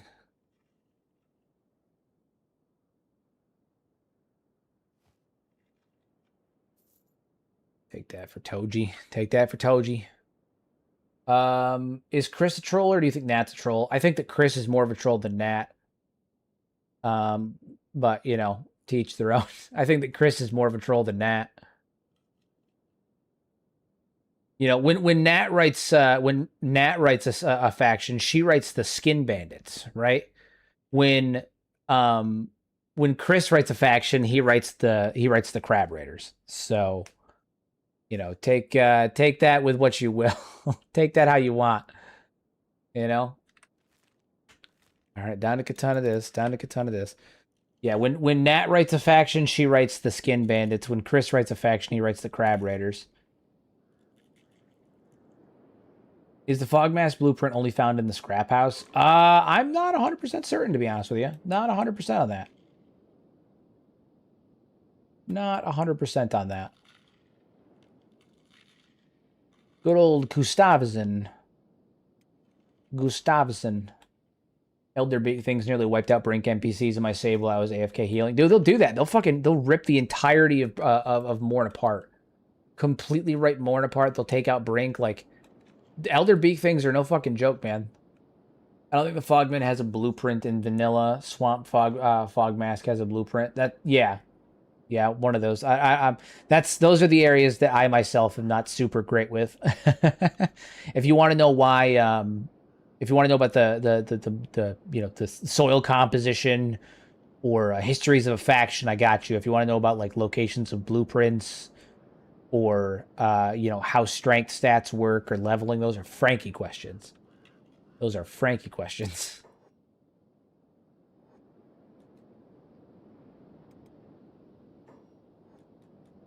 Come on, man.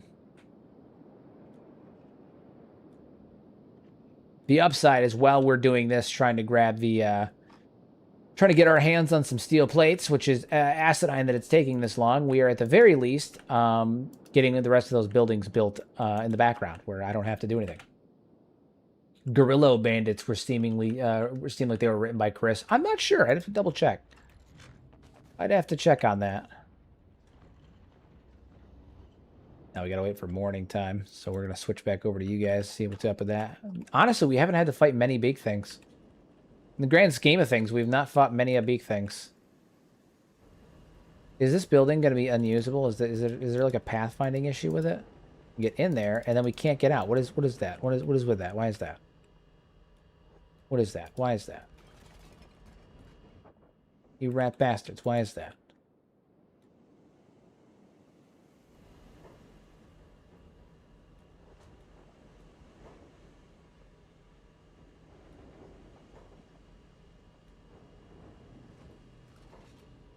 All right, well, we're gonna put you down and lock you up for right now. I'll figure that out later. Figure that out later.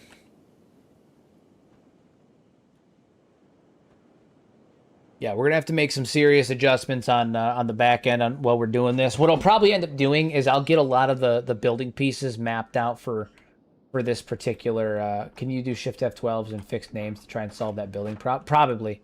I could probably fix the nav mesh, but I'll deal with it after. So what I'm probably gonna end up doing is I'll get a lot of the buildings placed down, and like set and ready to go. And then in between this stream and the next one, I'll probably just go through with the Shift F12 so I don't have to like do all of that on stream and waste time that we could be doing like other things, and get the buildings and stuff oriented and the walls oriented in the way that we want them. So your base needs more torches. I mean, we need to focus all of our efforts on getting the buildings built first. But yeah, I'll probably end up Shift F12ing my way through some of the base building just for the sake of not wasting time like on stream doing this, so we can get to the fun stuff, the good stuff. This thing built? Oh, it is built. Okay. Did we find steel plates all of a sudden? Like, what the fuck? Ah, God, they confuse me. It's fine. It's fine. It's fine. We're fine. What are you in there? Who's got what? Apparently we just found steel plates, guys. I don't know where we found them, but apparently we just found them. Compared to previous episodes, the situation is stable so far. It's true. Base building is fun. I do enjoy base building. I just don't know if you guys want... I mean, if you guys want me to do the Shift F12 movements and get everything oriented on here, I can. I figured I'd save you guys the headache of watching me do all that, you know? But if you guys want me to do it on stream, I'll do it. I just figured, you know, it might be boring for you guys to watch me just Shift F12 moving things around, you know?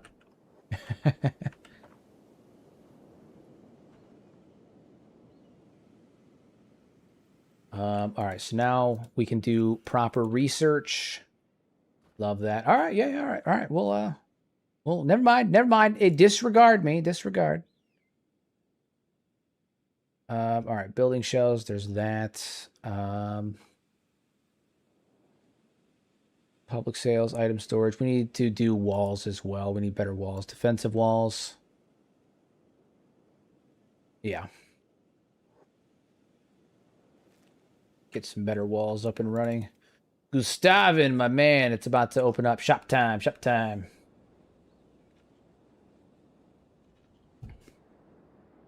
As long as you guys are down for it, I'm down for it. Listen, that's the rule. You're game, I'm game. Game is game, right? That's what they say. This is totally what they're talking about when they say that. This is definitely what they're talking about when they say that. This is it right here.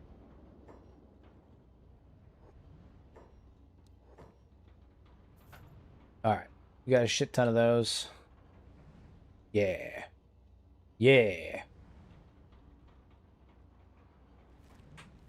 All right, let's head back up to the outpost. Again, it works out that we're so close to 3 separate towns. We got Flats Lagoon, Catan, and Morn all right there. They're a decent ways away, but they're not, you know, they're not too close, but they're not too far. We can get there in a relatively safe amount of time. And we're fast. Like, we as individuals are quite fast. So, you know, we should be relatively safe, relatively fine. Shift of 12 is amazing, by the way. Thank you. Lost several hours to base building when I found that tip in your video. Yeah, I mean, I've put out a ton of base building videos over the years. I've got to do a couple more. That's one of the pieces of content that I'm going to start putting out, like long-form content that I'm going to start putting out more regularly again. You know, right now I put out 5 streams, 5 shorts, 1 Kenshi Coliseum every week, and then a long-form like lore video or a what-if video every other week. I want to start throwing some build content in there as well, just to kind of continue to, you know, I want you guys to get some kind of content from me every single day, if not 2 things of content in certain days if I can. Like I want to give you guys content every day. If it's a live stream, a short, a long form video, something I want to give you guys something every day. Them's the goals, right? Them's the goals. Some kind of content every single day of the weeks. You best get up here, Gustavin. You got stuff to do. Here, I should do a playthrough where you run all skeleton squad whose purpose is to take care of the Hiver race, eradicate all their factions to have Hivers fully inherit the world of Kenshi. Interesting. Don't burn yourself out, but hey, we appreciate it. I trust you. Trust me, I'm not going to burn myself out. This is my full-time job now. This is what I do. Like this is my 9 to 5, you know? I wake up and this is what I do. When I you know, I spend time with my kids and stuff during the day and I hang out with them and I work while they're you know, I get videos and stuff done while they're doing like playtime and stuff like that. I give myself like we give like 2 hours of playtime, 2-3 hours of playtime where they're like it's just the 2 of them hanging out, doing their own thing. And during that time is when I get my work done. The rest of the time, like I'm outside with the kids, we're going places, I'm shopping, I'm hanging out, spending time with the wife, all of that stuff. And then at night, I work as well. Obviously, I stream and stuff at night.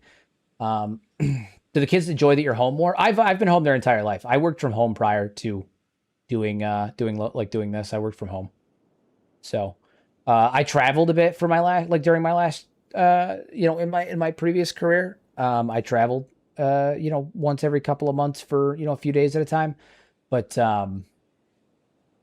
you know, I've been home their entire life. So, I've worked from home since they were born.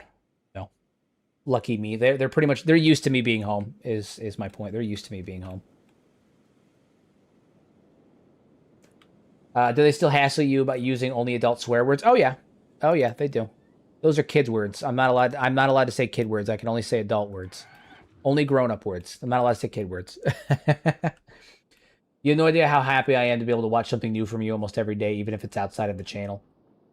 I try my best, Fred. I try my best. Try my best.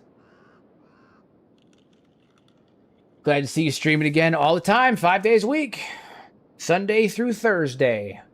Once the kids start school in the springtime, once the kids start school in the fall time, I'm going to be streaming during the day, though. I'm going to be switching my stream schedule. I'll probably move into day streams. Or day for me, because like right now I start my streams at 8:30. I'll be doing my streams during the day, but I'll be going for longer during the day, which will be cool, so. Longer streams during the day. It'll be a good time, be a good time. All right, Gustav, you're an engineer, right? Yeah. Yeah. You deliver those steel plates. You do the things. All right, we need to establish... we need Beep to start researching. Beep's our researcher. He is the researcher for the Shek Kingdom. What he does. That is what he does. Oh, I need electricity too. Gustavin, you need to get these get the power going. Got to get the power going, buddy.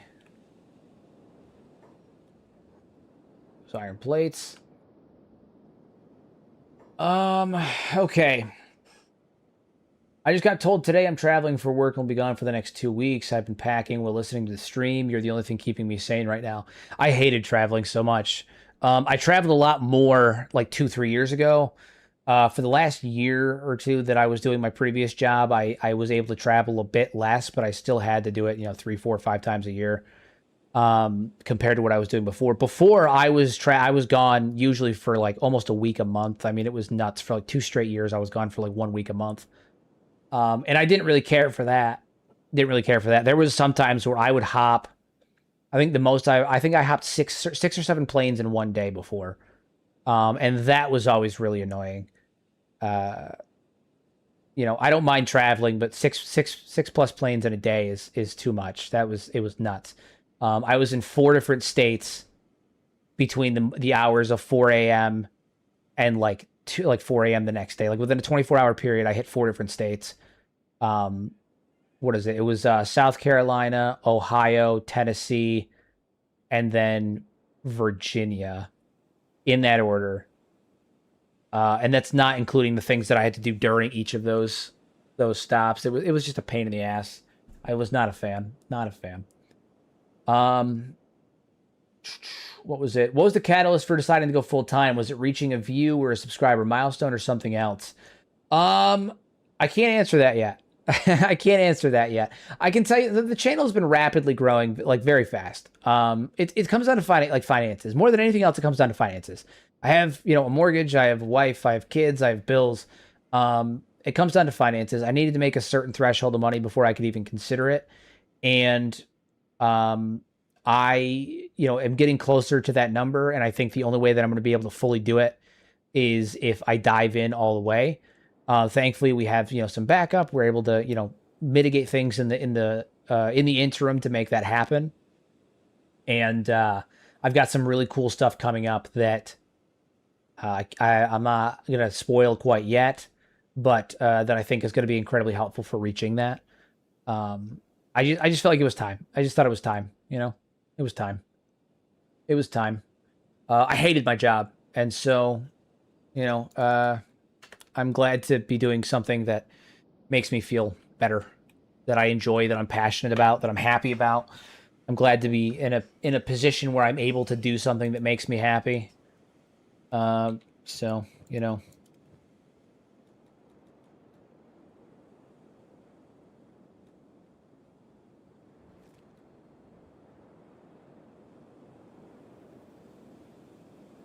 Asada survive the war with the Holy Nation? If so, where is she posted up now? She did not. She charged with us on Blister Hill. Her and Mukai both unfortunately lost their lives in the fight against the Phoenix. We killed the Phoenix, but both Asada and Mukai the Mountain perished in the final battle as well. Hero and his OnlyFans is coming soon. Maybe. You guys can all pay to look at my toes. Oh, man.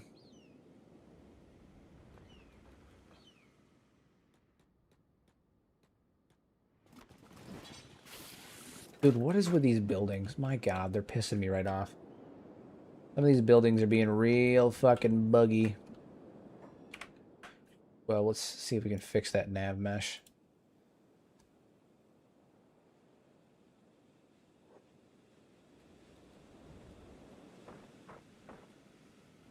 No, man, it's just not functioning. It's just not functioning. Kids need dino chicken nuggets. Dad's got to support other dads living the dream. Thank you so much. I appreciate the dono. Much appreciated. Thank you, thank you. Thank you, thank you. One of my friends went full-time on YouTube, and his words, not having an escape plan or backup plan pushes you to succeed at your channel. I mean, that's part of it, yeah. That's part of it, you know? I was sick. I was sick of being miserable all the time. Again, I can't stress it enough how much I really hated what I was doing.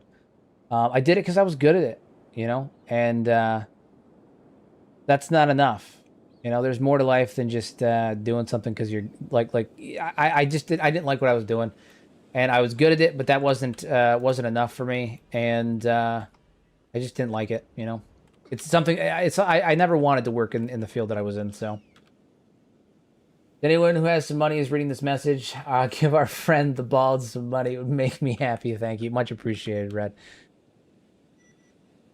All right, defensive walls are there, so now we can start building not crap walls. Get better walls, maybe? Better walls? Question mark. Better walls? No. No, that's fine, though. We can start getting better walls in general. I retired medically from my job for work injury. Got pension. Now I'm full-time dad, loving life. Hell yeah, man. Hell yeah. Listen, it's all about that free time. It's all about that free time. And, you know, I like being present. I've always been home, but I like being more present. I like being more present. I don't like sitting on calls at, you know, fucking stupid hours. I don't like having to check my email at ridiculous hours. You know, with YouTube, when I check my phone or I'm checking, you know, looking at stuff on my phone, it's because I got a really nice comment and I got to respond to it, or people are asking questions, or I'm getting feedback on my content and stuff, you know. That's always really cool. It's not the same as like sitting on a fucking meeting with people that I don't like in a job that I don't like, listening to people talk about things that I don't fucking care about, acting like it's you know, any of this stuff actually matters, and that I'm doing something that isn't fucking annoying and downright just bothersome to me. You know, like it's just, I don't know. It's just different. It hits different. It just hits different. Even if the workflow is more intense, like I would arguably say that I put in more hours right now on YouTube than I did ever in my day job. And yet, it doesn't feel like it because I actually like it. I actually enjoy what I'm doing, you know? And it's opened a ton of opportunities for me in other areas, which I think is really cool. And it lets me put things on my resume that I'm actually fucking, you know, proud of doing, and happy to do. You know, it's all there. So, no longer a slave to the city of New York. I've never been more free. That's what I'm saying. That's what I'm saying.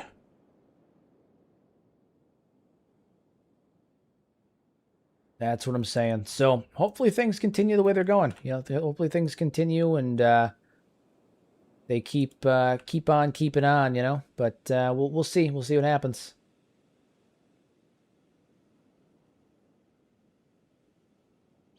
We will see what happens. Another fellow New Yorker. I am also a New Yorker. I am also a New Yorker. We are but one. We are many. We are Zool.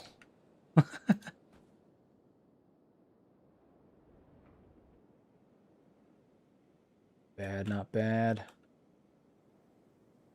All right, and then what we can do is I want to make sure we encapsulate some of this iron here, right? This iron plate here. I think we could probably mine it from up top, to be honest with you. Which is kind of stupid, but it's also kind of funny. We all Long Island guys? I am not Long Island, no.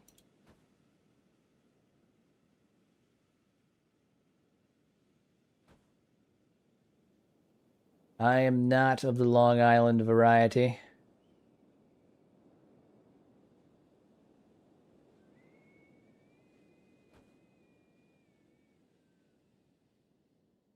right there. All right, I wonder if they can mine from up here. Like, if they'll be able to come, like, up here and then just mine off the side. Because that would be really funny.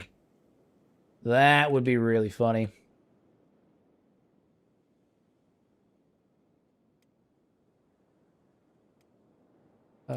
Ramp. Right ramp. We'll do upper left ramp. God damn. Too close to another building? What the fuck do you mean too close to another building? What are you talking about? What are you even talking? What are you on about? What are you babbling about? Too close to another building. Ah, you bastards.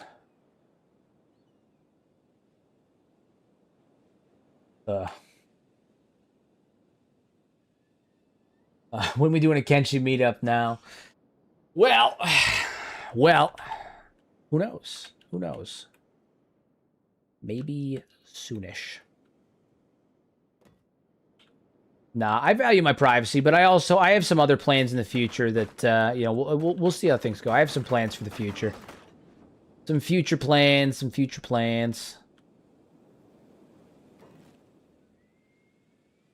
Mining, iron refinery.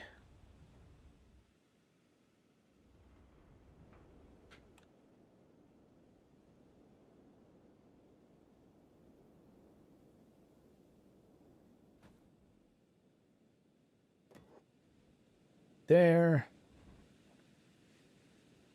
Oh, man.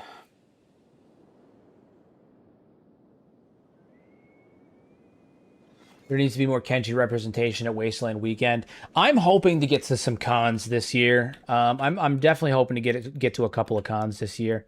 Is this another one? Riku, go kick his ass. Go kick his ass. Don't just go beat his ass. Do it. Fuck him up. No, the rest of you guys need to stay put. All of you guys stay away.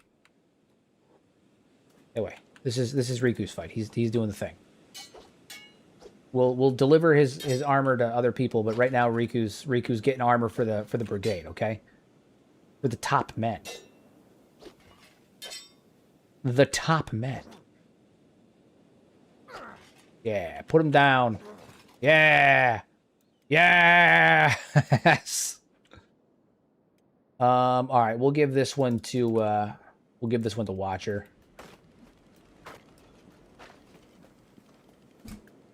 Kenshi needs more representation at Comic-Con. I agree. I wish that Lo-Fi did more cons. I'm hoping that they'll start doing more cons. I've seen, you know, they went to a couple. They did go to a couple, or you know, at different stages in Kenshi's timeline, right? Like I remember seeing them go to a couple different ones. I've seen videos of like Chris and them at different cons and stuff, and I'm hoping that they will do that again, you know, once Kenshi 2 starts or anything like that. So that's the hope. That's the going hope. Do you not have a helmet? No, we put it on. Does Watcher just not get a helmet?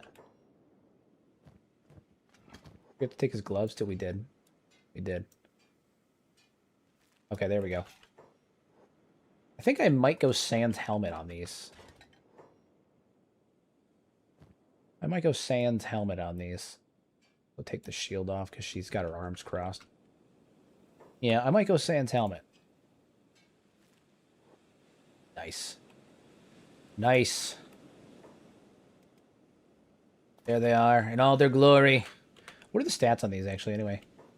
Oh my god, they don't do any decline to martial arts. That's so fucking funny. They actually increase combat speed and dodge skill and all that stuff. That's so funny. That means that Toji can wear them.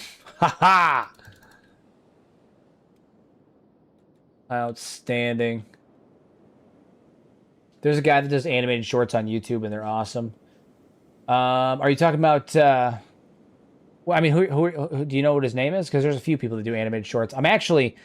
in the process, I'm doing script reviewing and stuff for another channel that's working on a Kenshi like animated show, like a pilot episode. And then I'm myself also working on a Kenshi machinima that should be coming out here hopefully sooner rather than later. It's taken a bit of work. I've got to email all the voice actors for it, but I'm doing an animated voice animated thing. Asian Fanboy. Yeah. I know Asian Fanboy. I know Asian Fanboy. I've talked with him. I talked about this earlier. I've talked with him a few times. He also watches the podcast. He's friends with Pato. Pato's done voices in his animations, in a couple of them. He's friends with Frankie too. Like, he's done voice work for Frankie's done voice work in some one of his animations as well. Yeah, I know Asian Fanboy. So, speaking of the podcast, guys, episode 8 of the Tengu's Vault podcast is this Thursday. I hope you guys are excited. Episode 8. My God, we're already up to episode 8. We're gonna be up to double digits before we even know. Before we even know.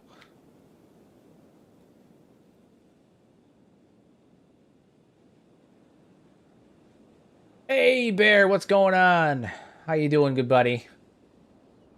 Welcome, welcome. We're building our fortress that we're gonna live out of while we're rebuilding the Shek. Even Lo-Fi Games and Chris himself to prove of Asian Fanboy, he is truly the GOAT. That's true. Lo-Fi has commented on his stuff before. It's funny because the only channels that I've ever seen Lo-Fi comment on, and I don't know if this is, I don't know if there's other ones, but the only ones that I've ever seen are mine and Asian Fanboy. Those are the only two places that I've ever seen Lo-Fi comment on stuff. Lo-Fi's commented on my stuff 4 or 5 times over the years.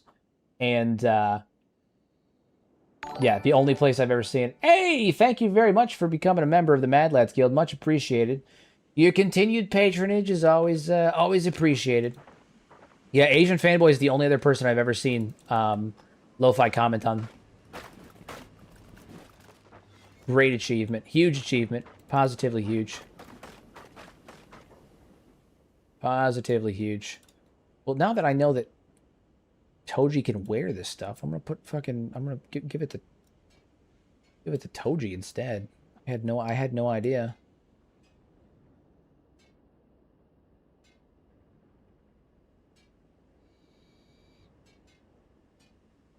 Get a slight decrease in his martial arts, but that's fine. His attack speed will go up exponentially. We'll leave the helmet with you. Anything else? Ah, yes, the hands. The hands. Keep his bandana and all that stuff. Yeah. Toji. One-armed Toji. Look at... Oh, my God, dude. He looks like a fucking... Oh, my God. Look at him. He looks so fucking cool. He looks so fucking cool. Ah. Your channel deserves every bit of support, man. You're the lifeblood of the game. Thank you so much. I appreciate that. It really makes me happy when people say stuff like that, just because, like... I don't know. When you do something for, like, 5+ years, it's cool to see, like, that other people... have like put a value on it, you know, that people value what you do, that you feel like your time hasn't been wasted. It's always really cool. So I sincerely appreciate it, guys. I sincerely appreciate it. Chris Hunt only graces his most devout prophets. I know.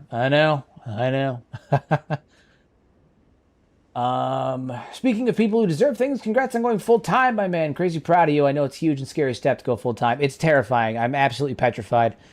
I keep telling my wife that I oscillate between blissful optimism and feeling like I have to scream, but I have no mouth. It's terrifying, but it is ultimately the thing that I want to do. It's always been the goal, and I'm finally in a position where I think I can I can do it, and I'm not going to let the opportunity go to waste. So we're going to give it a go. We're going to give it a real go. Iron plates 2. Those for sure. Improved stone mining, powered stone refinery. Some of those. Electrical, farming, workshop, industrial. This is tier bitch 3, right? We have that, which means we just need to get plate armor and weapon smithing. What is it that we need? We need basic weapon and plate armor crafting. So we need engineering research, okay, and basic weapon smithing. So we just need engineering research to do that. Okay, all right. Toji looks like the burial sarcophagus of Gilgamesh. It's true. The Epic of Gilgamesh was actually written about Toji. Dude, he looks like a fucking animal. Look at him. That is a hard... And the worst part is like, he's still, like, kind of a beast. He's still kind of a beast. This is going to help him hopefully get his strength up, because this armor is heavy. This is some pretty hefty armor. I actually need to drop give some of the drip to, what is this? Can we actually take that? Is that going to change anything? Moderate? No, not really. Not really. Hold on. We need to do some drip exchange. Some drip exchange. You put all of you over there. You're weightless. Stunning. I'm also going to throw... What is it? Where's Toji stuff? There we go. You in there. These bounties in there. Put those in there. Oh, we still have the cultist mask? That's funny. I forgot that we even had that. Forgot that we even had that. Oh, man. Okay. So we'll trade that off. Now we're going to go trade with Watcher, and we're going to give him Cloak, see if that helps. Doesn't help a ton. So his martial arts has gone down because of this, but hopefully his strength will continue to grow up as a byproduct of having all that stuff. He's a good martial artist, but he needs to work on his skill a bit. You know, he needs to work up to it. When he's inside, he's still rocking 75. He's not 103 anymore, so he has taken a bit of a decrease, but he's also going to last longer in combat because of this armor. So, you know, trade-offs. But no, dude looks like a beast. This is the Legacy of the North armor mod. It adds in it's a popular mod for Skyrim by mod author Nord UA that adds in armor for the Stormcloak. So I added it into this. There's 3 tiers, and each tier has a different color scheme. So we're going to use those to separate our generals out. So the 5 Invincibles will have the tier 2. The leadership will have tier 3, and then tier 1 will be for everyone else.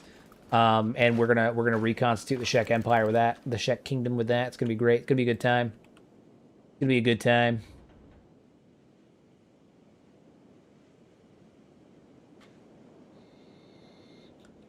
It'll be a damn good time.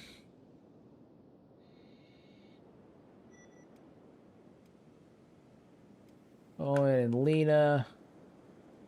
You guys are on mining duty. Get off on hold. That's true. That's good. We're gonna have to light this place up for a bit too. Nice, easy build episode.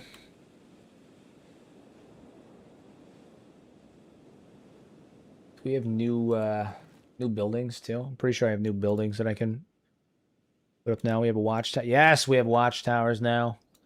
You guys know how much I love watchtowers. They're easily my favorite building type.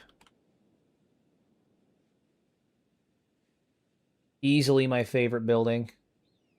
In vanilla.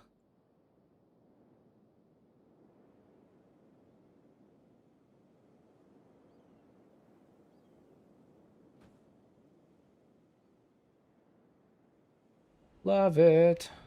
And then deep foundations. I'm pretty sure I can put that there too. Watchtower foundation. Love it. Love it. Add a little bit of variety to it. Get some height difference, right? Height difference is really important when you're building. It makes the base feel a lot more complex and put together than it actually is, just by adding some height disparity between the buildings. Because one of the issues I found that normal Kenshi has is all of the buildings kind of hit the same height level. And so everything just feels flat. Even when you build like a mega city, it just feels flat.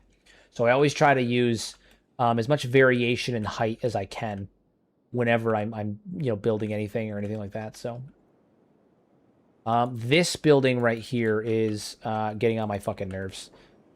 This one's getting on my fucking nerves because it won't function. So I'm actually going to remove that, which is annoying, but that's fine. And I'm going to end up putting something else there. I have a cool idea actually for what I'm going to do there.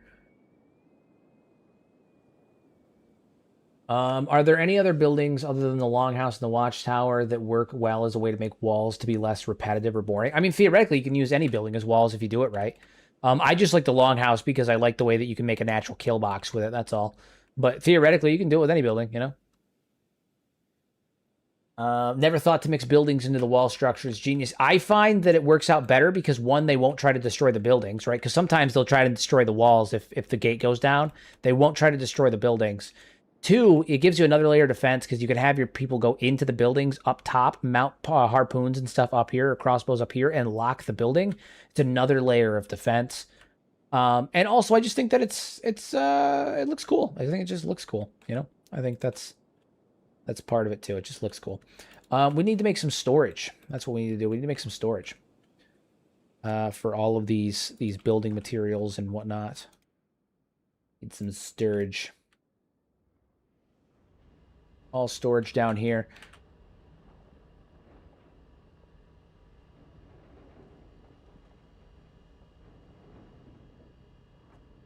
Some storage right there. Building materials, it's good. Iron plates. Iron plates right here as well.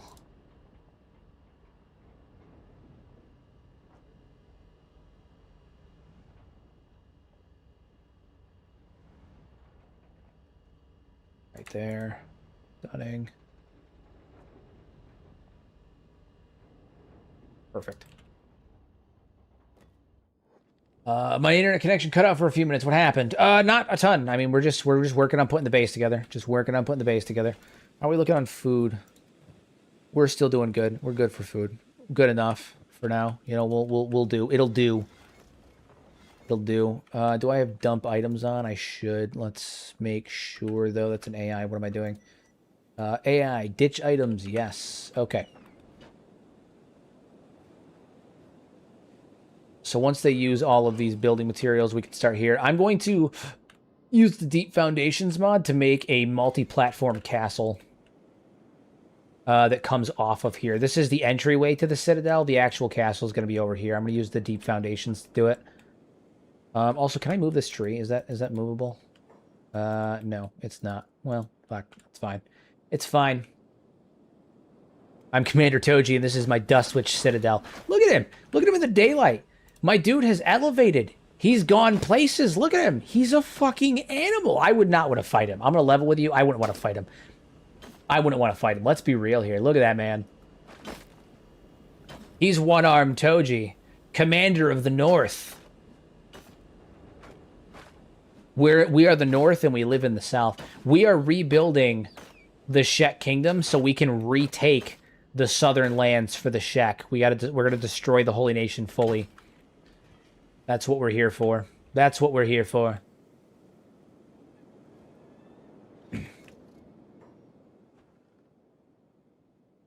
Whoa, what happened to my watchtower? I was putting a watchtower here. Did I forget to hit confirm on my watchtower?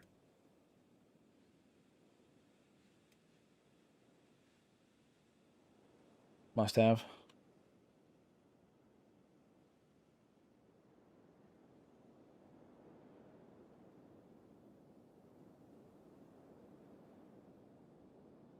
Right there.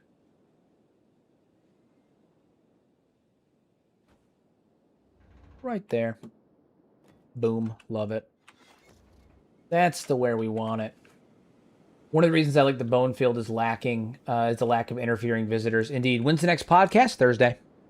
Thursday. Should be Thursday. Time is it? 10:40? Nice. I think it'd be fun setup for Kenshi too if you could load with certain world states already in place. That would be cool. That would be pretty cool. I agree. I agree with you. All right, so there is one thing that I'm going to do with the Shift F12, and I'm only going to do it because these buildings are technically free. You just need to get them in place. So I'm going to build the foundations that I'm going to build off of. I'm going to build the foundations that I'm going to build off of for the platform and stuff preemptively. Where is it? Stormhouse? Is it Stormhouse that we're going to use? Or is it L House? We'll use the L House one. Yeah, I'm going to use build the foundations for these since they're free anyway. It doesn't actually change anything about how they function. What will the next episode of the podcast be about? So the next episode of the podcast is a fascinating one because we're covering the last 100 years before we're up to the modern day of Kenshi. We covered the last 1,000 before that in the last episode, and we're covering the last 100 years in the next one. So yeah.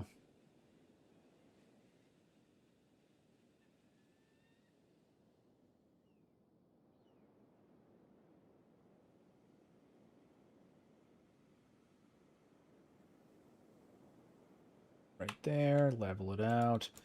All right, and then what we do is we go to foundations, right? With the deep foundation mod, go to the L house, slap the foundation on there, remove the actual building, and then we place bridges on the top. We use pontoon bridges because we like pontoon bridges, right? We love the pontoon bridges.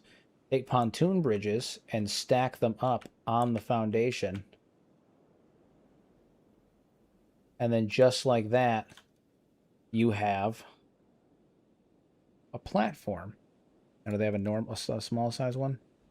They do. And we're going to have to move it into place and then save and reload, which is fine. But that way we have a platform, and then we build stairs to get up there, and then we can build another platform off of here, right? Right here, and that will be the main citadel. So we can have like a larger citadel in the back. And we'll do that when we get there, but so we'll take this right here. We'll just skirt this down a little bit. Get it over. Same thing right here. Skirt it down. Bring it over a tiny bit. Get it nice and leveled, nice and lined up.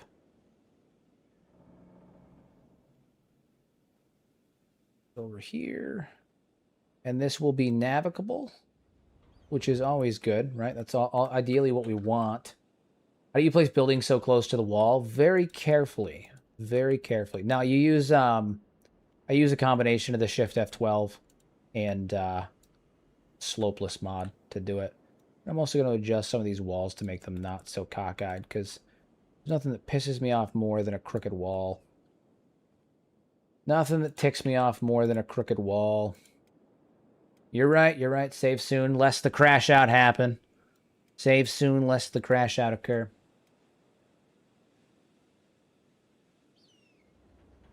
There's a chance that if you load into an area, a character may fall through those platforms into an impossible to get out area. I have yet to have it happen, to be honest with you. I have made a couple of fully functional bases like this, and I haven't had it happen yet. Haven't had it happen yet.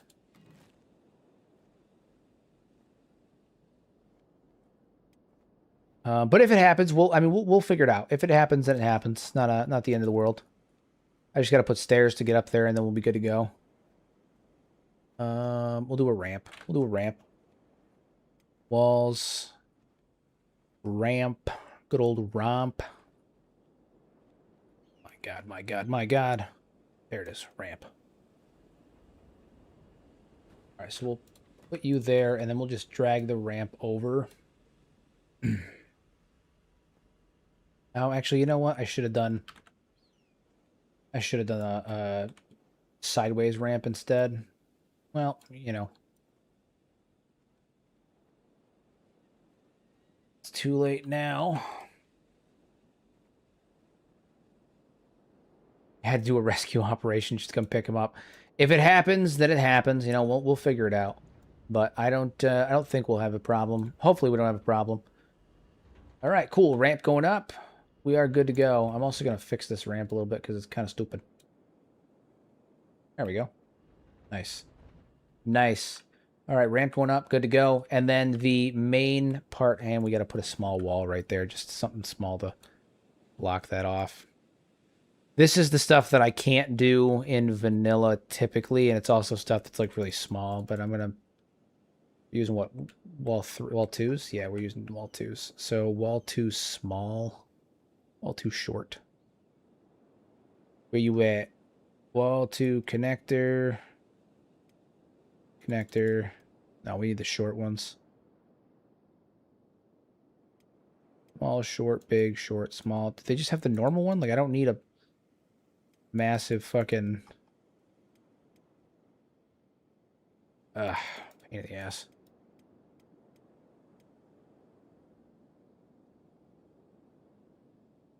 I don't need a massive one.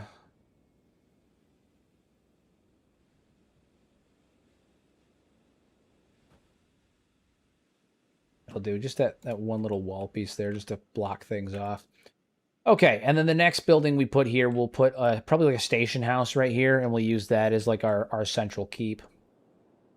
We'll use that as the central keep. And that should work out well. We should have a nice little fortress there, multi-tiered. It'll look solid. It'll look good. And that'll be fine. That'll be fine. All right, we're going to save and reload so that way all that stuff becomes persistent. Headed out for the night. Good night. Good night. Have a night. Thank you for popping in. I appreciate your continued support, like I said. As I always say, and I will always continue to say. All right, reload so that stuff becomes persistent, and then we should be good. Should be all good. Wait for everything to load.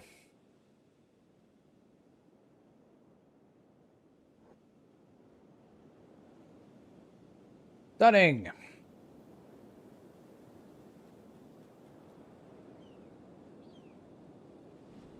are you guys trying to do? Are there building materials under there? Is that the issue? There might be building materials underneath there. That's funny. There's 1 or 2 building materials that are still under there, and I think they're trying to get to them. There's 1 building material. That's so funny.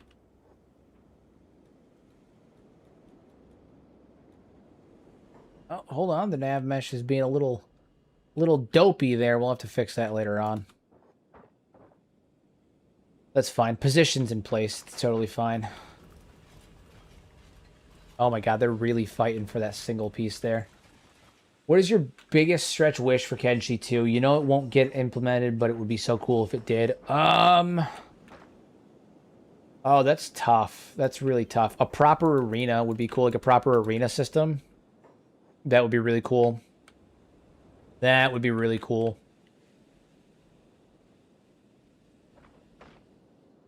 I mean, it's not even a rescue operation. It's a single building material that they really want. There's a single building material under there, and they really, really want it. It's right there. An import will fix it, but Jesus. Multiplayer with persistent dedicated servers. Yeah, that would be pretty fire, too. That would be pretty fire, too. Raise these up a little bit.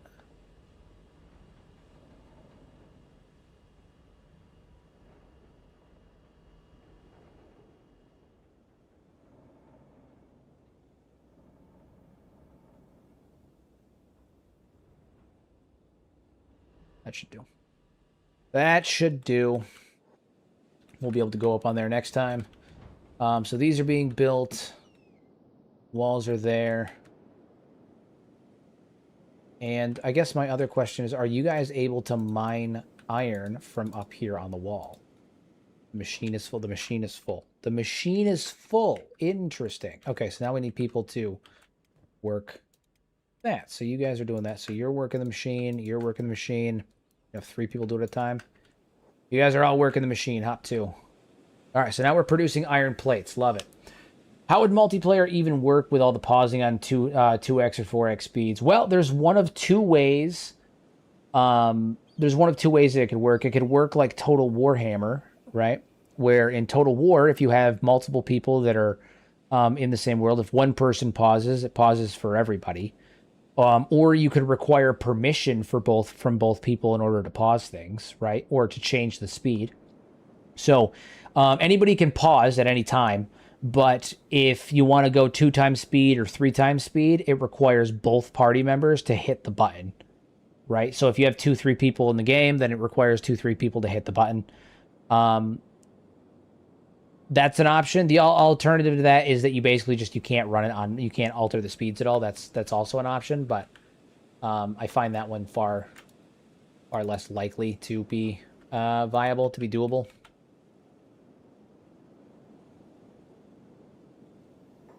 Who are you? Bandit demands. Oh, you adorable little critters. I am one-armed Toji. You adorable critters.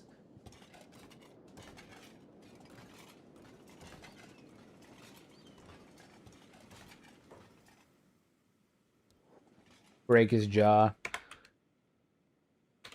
Now leave and don't come back. If you do, I'll break more than your jaw. I'll break more than your jaw, scum. Oh, okay. All right. They want to fucking go. They want to go.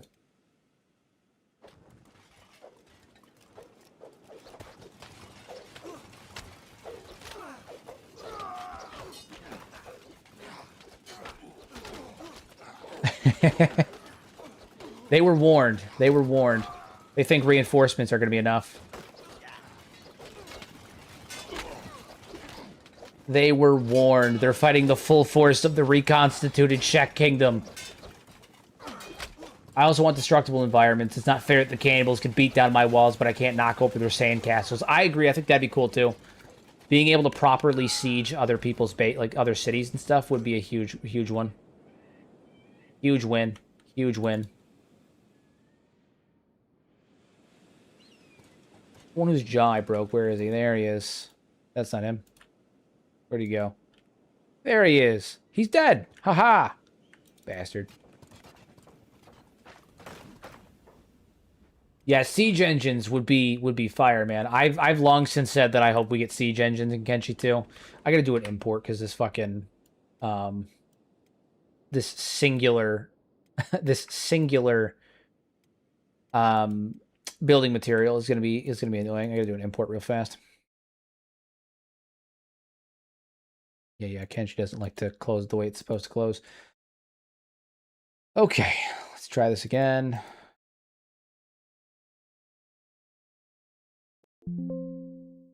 There we go. I'm surprised I got that far in the bone fields. I mean, we're kind of on the outskirts of the bone fields, so I can't say it's that surprising.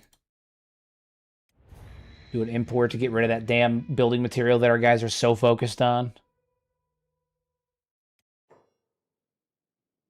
Luckily, my Kenshi loads pretty damn quick. Pretty damn quick.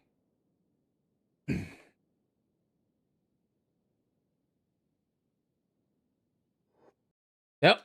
Oh. That's not good. Hold on. Hold on. We got a small crash, everybody. We got a small crash. This happens sometimes. Try the other save. We'll do an import. If the import's a problem, we may have to import another time. It could just be that the position that I'm posted in when I'm reloading, when I'm importing, is not it's causing some kind of issue. That happens sometimes. Imports are supposed to fix issues, but when you're loading in a ton of shit, sometimes it makes it worse. So you may just have to do a reload, which happens. Yeah, okay. Reload it is. Damn you, sir. I want to upload update Kenshi right now. That's fine. We'll just have to load it. We're just gonna have to deal with the fact that there's a single building material under there that they don't want to part with. Oh, it says we're technically in Shem. That's why. We're on the outskirts. We're right between the Burning Forest, Shem, Venge, and Flats Lagoon and the High Bone Fields. We're like right in the middle ground on all of those territories. So we get bandit raids. It's funny. Time to be ripped to shreds in the dungeons. Thanks for streaming. Hero later, everyone. Have a good one. Have a good one. Best of luck with the shredding. Where would be a good mid-game base location that isn't too easy? Also, I think a movement aid would be cool in Kenshi too, like a horse or a hard-to-fuel car or something like that. I think a movement source would be, I think like mounts would be cool. For sure. Nice! We can actually get up here. Oh, and they got the building material. Ah, look at that. Problems fix themselves. Hell yeah. I think that mounts would be really, really cool. For sure. Where's the good place to base that's not too hard, not too easy? Shem is too easy. Bone fields are something good. Gut's pretty good. Gut starts out hard and then becomes easy once you're there. We'll Would settling gut be considered mid-game? Yeah, I think I'm going to go with gut as my answer on that. I think gut's probably my answer. I think gut is my answer. Box step out. Oh, I forgot entirely about this thing. It's a damn shame that I don't have a deep foundation for it, because this is a phenomenal building type. Phenomenal building type. All right, station house. This is the one. We're going to put this here, and we're going to raise it up high. Like, we're going to raise this thing up really high.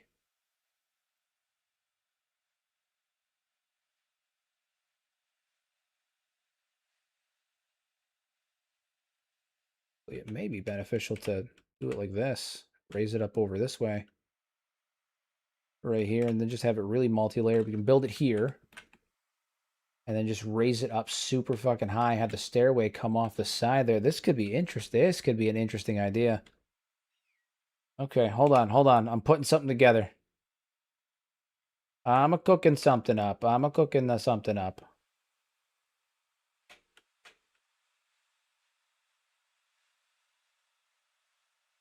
Get it green. I'll move it into position afterwards, but I want to get the general positioning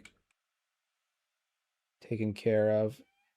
All right, we'll build it right there. Okay, so the plan is that I'm going to build this thing, right? And then I'm going to raise it up over this metal piece here, so I don't have to worry about that clipping through. Use the deep foundation so it'll be all the way down to the ground, and have and like place it over here, and then have this stairway come all the way up. It's going to look fire. It's going to look fire. So we'll work on that next. We'll work on that next. What are we doing on building materials? We're doing okay.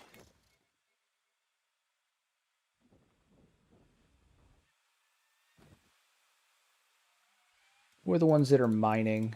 Manual iron resource. What are you guys doing? Yeah, they can. They can do it from the walls. That's so fun. That's so fun. Hell yeah. Where are you right now? Bone Fields? Yeah, we are in the Bone Fields. We're out right on the border between the Burning Forest, Shem, Venge, Flats Lagoon, and the Bone Fields. We're technically considered to be in Shem, but we're right on the border of all of those locations. Right on the border. This is where we're rebuilding. And it's cool because we got Flats Lagoon right there. Morn is right there. And Catan is right over there. I mean, we're there. We're there. Gut is within Taxman range. The interior of Gut is hilly and has lots of ponds too. It's tricky to wall off. I did a base build in the Gut that can show you a good way to wall it off. Show you a good way to do it. If you go to my base build, I did a really, really good one. I called it the Gutter. Yeah, basically build retaining walls like crazy. They will help with the hills because the hills they have like a very like slight incline. It makes it really hard to use. But if you use retaining walls, you can build something really nice. Build something really nice. The 3 towns in a day's walk is going to be useful because we, we're going to need food. We got food for now, but eventually it's going to be something we'll have to consider, something we'll have to think about. Watchtower doing, it's getting there. Still running slow on the building materials. Can we upgrade this thing? Iron plates. Yeah, we can. Upgrade it. Increase the speed at which we can build, and we can get one person off of the stone processor. Take you off of it.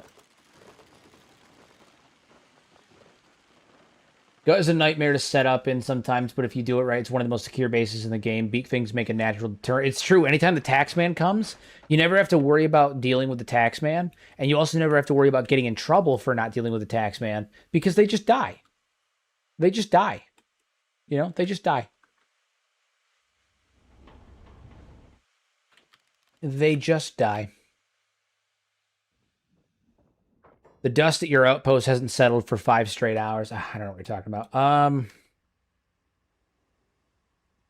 What is a good capital for? Let's ask. We have the mod. Let's ask Seto. Let's ask Seto. We have the mod. We may as well ask her. So, Your Highness, what shall we call this fortress of ours?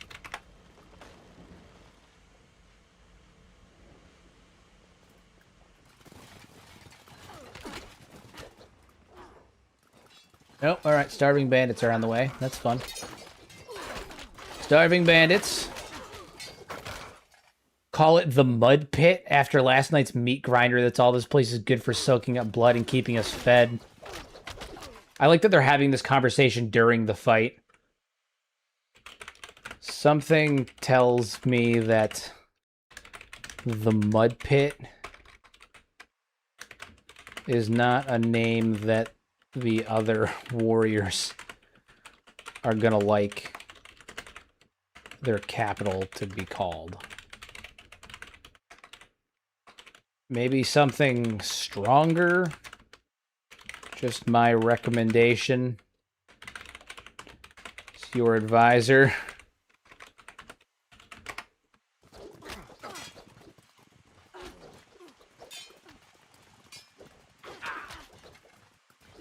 It does sound like a Kenshi town, but I'm trying to think if it's the kind of town that they want to name the capital of the new Shek kingdom. Is that really what they want to go with? Again, I also think it's funny that they're having this conversation while actively fighting starving bandits. What does the trigger radiant button do? It triggers the world events. It makes the world events happen.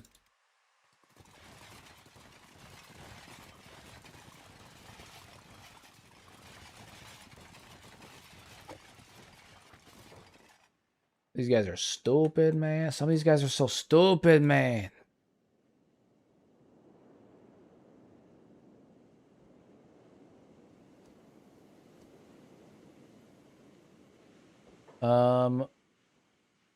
Let's see if it said anything in the menu, because sometimes it may have gotten stuck and not said anything. Wait for the AI to load up. Da-na-na-na. She said the mud pit. Ridiculous. The dented helmet, how are you? Welcome, welcome. Yes, we're 30 Shek warriors strong. 30 Shek warriors strong. Seto, there we go. All right. Did she say anything in here? Fine, call it whatever makes the warriors sleep easier. Just don't expect me to carve a throne out of all the dead bandits. I like how she's just being pissy about it. She's just being pissy about it now. That's funny.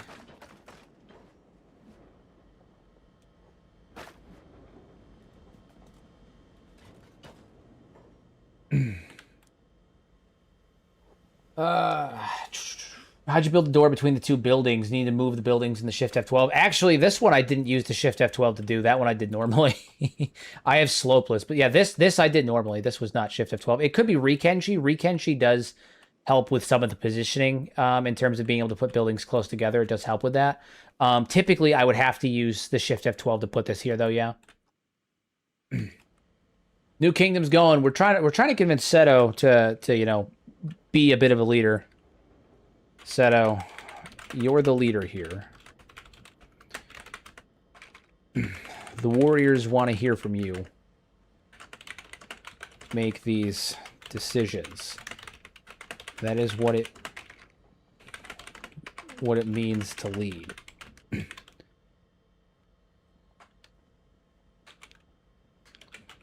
Let's drop the attitude on the matter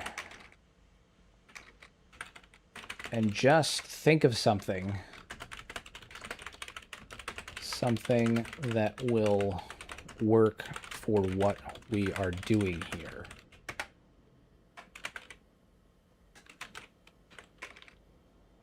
Well, we'll let her go. We'll let it go.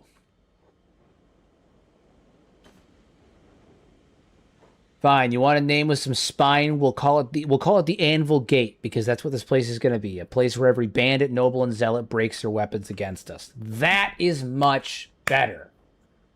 Much better. Much better. Now that is a strong name.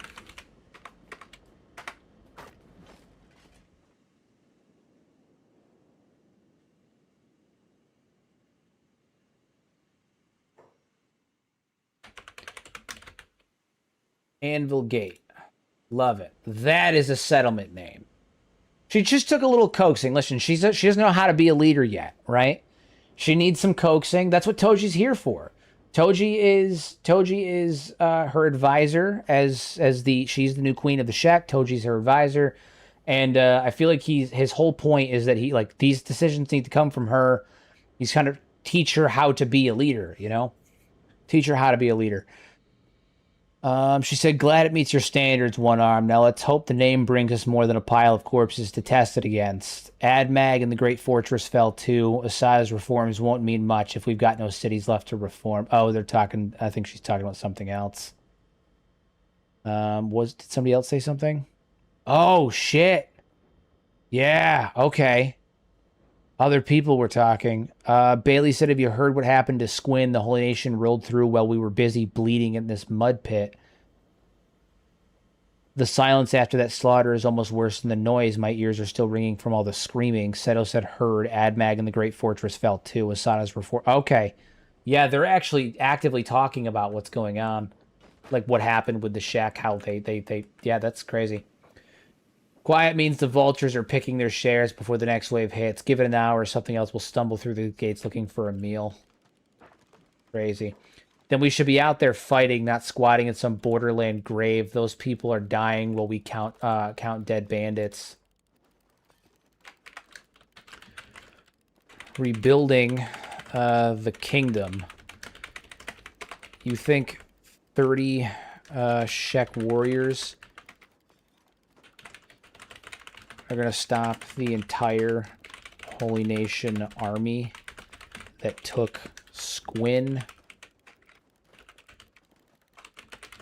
the Great Fortress, and Admag? We need numbers, we need gear, and we need time to rebuild. We aren't... where was I? Okay, we aren't being cowards. We are being smart. Playing to win. Shek don't care about being rational. They just want to die in a suicidal mission. Some of them do, but the other thing too is that recently some of the Shek in our group have actually started to shift their mindset after everything that's happened in the playthrough. Some of them have actually started to like understand the situation and be more realistic. Bailey here is a little different. You call this playing, One Arm? Out here, losing means a beak thing's belly or a slow rot in the dust. Let's hope your idea of winning doesn't leave us all bones for the next tide of bandits. This dust gets into everything. I hate sand. If they make it through, lately the road... Oh, they're talking about caravans and stuff. Yeah, so... Every so often, we also got to have Seto give him some respect when speaking to my advisors. Riku, Beep, Watcher, and especially One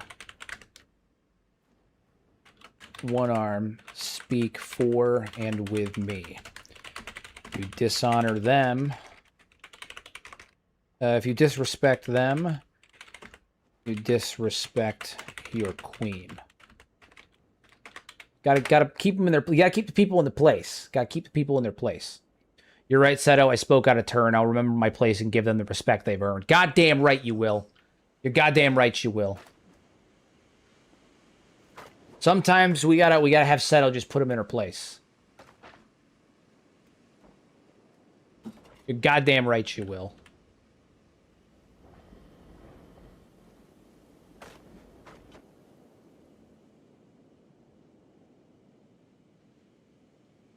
All right.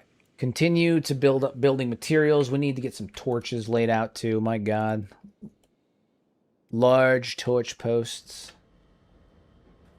Put some on either side of this monstrosity.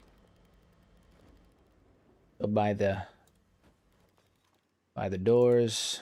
Y'all know the drill. 2 by every door. It's enough to make the place look nice and clean, nice and tidy.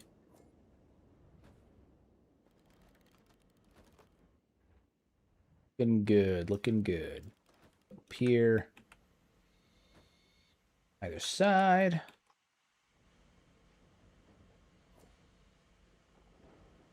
And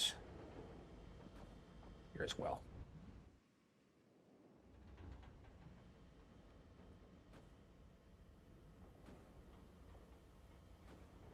There we go. All right. Which is more challenging, living in their territory while being hostile with them, Holy Nation or the Great Desert, United States? To be honest, I feel so. The Holy Nation is relentless, and they come at you with a lot bigger numbers and more force. But with the United Cities, like if they're hostile towards you, you've got to deal with Traders Guild. You've got to deal with the UC. You've got to deal with the various bandit factions, the ninja clans. You've got to deal with heroes. Like there's just a bunch of different factions that'll continuously try to pummel you. It's a pain in the ass. With the Holy Nation, it's just the Holy Nation. The trade-off for that is the Holy Nation will send a raid to your outpost like every other day. So I mean, it's kind of, it depends, I guess. They're both pretty fucking terrible, to be honest with you. They're all feeling a bit bleak. They are feeling a bit bleak. They are feeling a bit bleak, but you know, we're it's bleak. Times are bleak. Times are bleak. What are you gonna do? You know.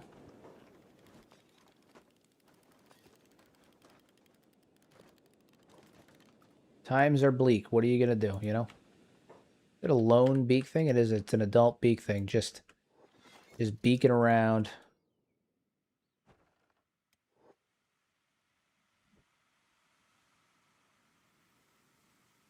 Just beaking around.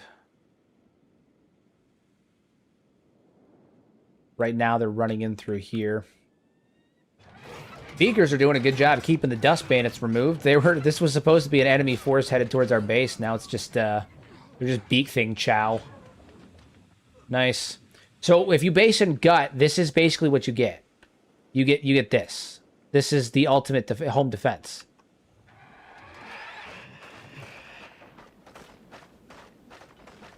The ultimate home defense. All right, we're getting some torches put up. It's good. Good, it's good. Beep, what do we have in way of research that we can do? Probably not much. Yeah.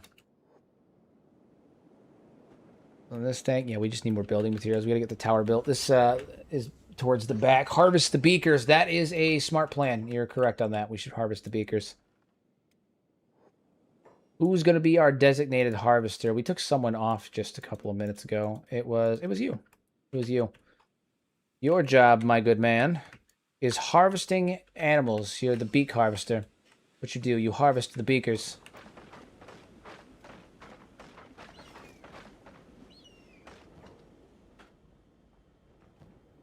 Forage those animals. Forage the beakers. Forage them for days. What we need. That's what we need. Campfire. Just drop a campfire in here somewhere for us to eat from temporarily.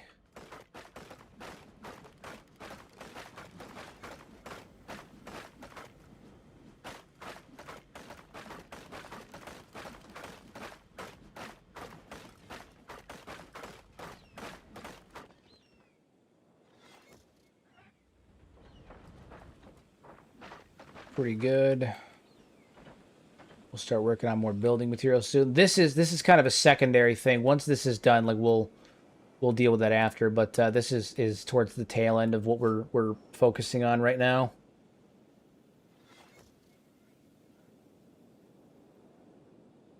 Gonna be really fucking cool when that's done, though. Proper fortress. Proper fortress.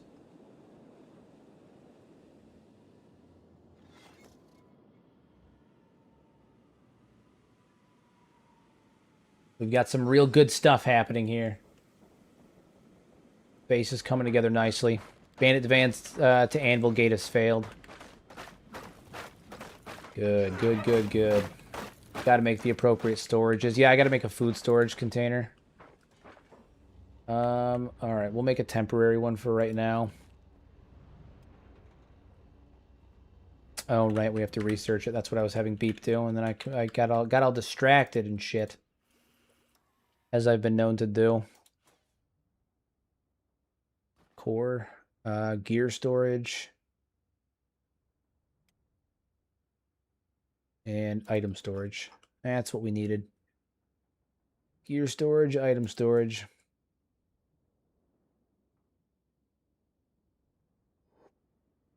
Yeah, yeah.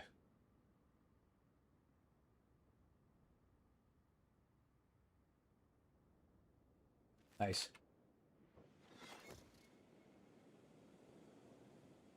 Oh, dang it! I fell asleep. Only a little bit to wake. Only to wake up a little bit before the stream ends. Yeah, we've only got about 15 minutes left, and then I'm off to get swole. I'm off for the swole.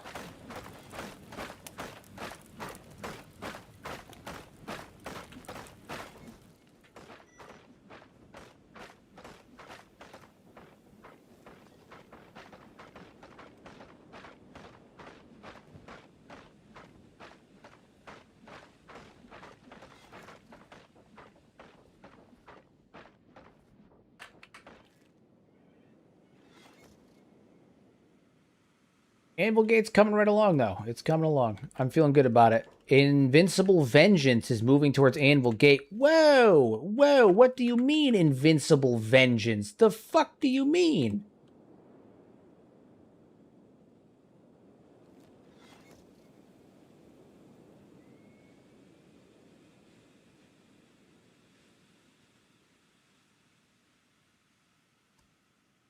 Oh, okay. They're defending us. Ha ha ha.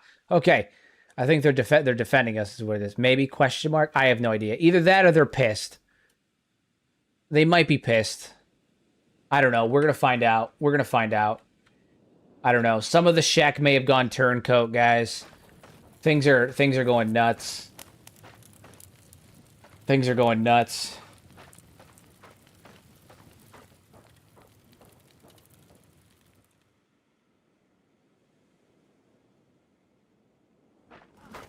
Don't you worry, though, saying the VODs are always there. It do be like that sometimes. Don't you worry about it. A lot of beakers, man. A lot of beakers. Do you look into other lore-heavy games / movies on the side, or is Kenshi your main focus? I mean, I know a ton of different lore for different like games and movies and stuff like that. Like I know Dragon Age lore pretty well. Not as good as I used to, but pretty well. It's been a while since I looked at it. Lord of the Rings lore. Back when I was in college. Lord of the Rings was my Kenshi. I could almost like read to you the Silmarillion from front to back. Like I had it almost memorized. Star Wars lore, crazy into Star Wars lore, both Legends and canon. I know a ton of Star Wars lore, like a disgusting amount of Star Wars lore, Legends and canon. What else? Elden Ring lore, very, very familiar with Elden Ring lore. A couple other ones too. Movies and stuff like that. I know a couple. It's easier probably to ask if I know something rather than me try to list off the ones that I do know. But no, I like lore. It's not necessarily just Kenshi lore. It's lore. It's well-written lore. It's world building and lore. I suppose after establishing a base, reunification would be next. Yeah, I mean, I'm a little concerned that there is apparently a group of angry Shek that are headed towards us, even though it says there are allies, but it says invincible vengeance. I don't know what that means. I don't know what that's going to be meaning. What that's going to mean. I used to be pretty big on Star Wars lore. Now I'm more 40K. I've never been able to get too much into 40K. I have a base understanding of the 40K lore, but to be honest, I'm far more familiar with the Warhammer Fantasy lore than I am with 40K lore. Far more familiar with Warhammer Fantasy lore.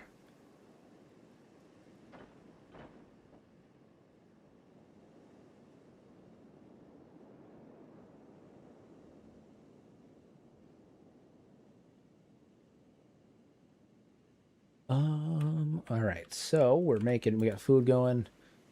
We got storage containers going. Good. All right, let's get some food storage going. Food barrels.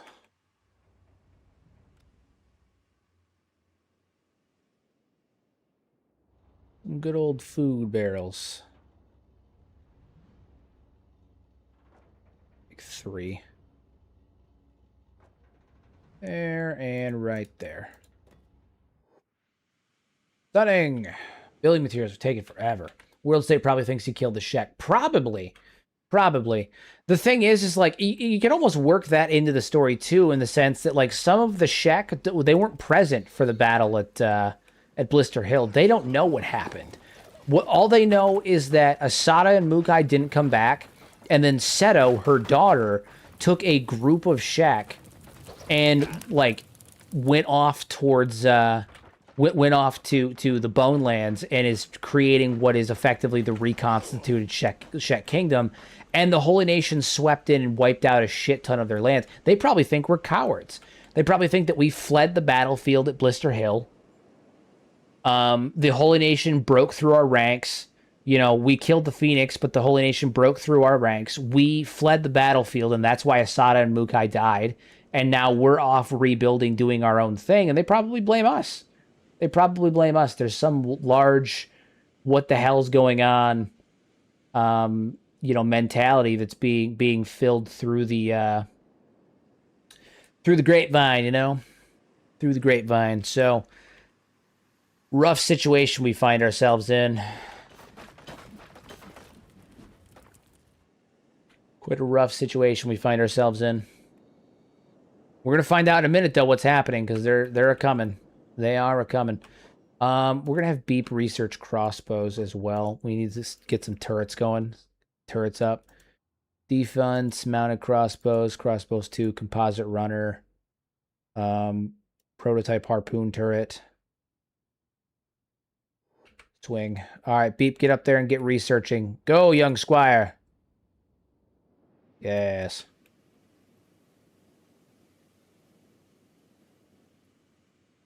What happened most of the stream? Building? Yeah, I mean, we've pretty much been building most of the time, getting the place up and running, getting it built, getting it all put together.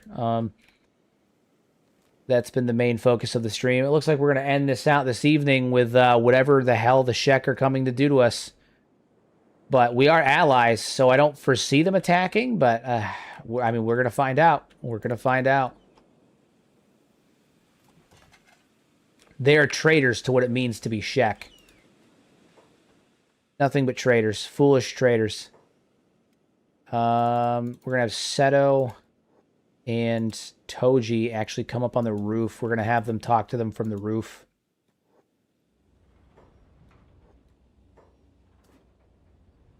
Passive. Same thing. Hold passive. We're going to talk to them from the roof. Try to do this. Try to have a simple civil conversation with them before, you know, if things start to go south. But we're going to find out. We going to find out. They're coming in through the burning forest, too, so the vast majority of them, I feel like, are going to get eaten by blood spiders, but what are you going to do?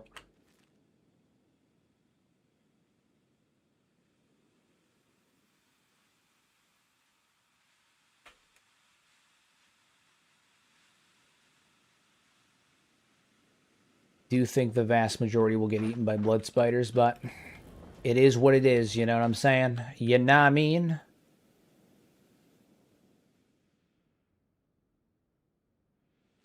Where are they at? All right. They're coming up. Let's see what size force they have. See what we're working with. This is either going to be... Do you farm outside with your outpost with a compact base like that? I tend to try to go for hydroponics. If I can get a farm or two inside, I do, but I tend to try to lean towards hydroponics. But in this case, I'm actually not too worried about it. We have Flatch Lagoon. We have Morn. They're all pretty close. What to do? Watch them die. All right. Sizable source of Shek coming this way. Pretty sizable force of Shek. All pretty fucking good stats, too. This could be bad. This could be bad. I don't know what their deal is, but yeah, this could be devastating. I'm assuming they think that we killed the golem. Oh yeah, that's bad. That's real bad.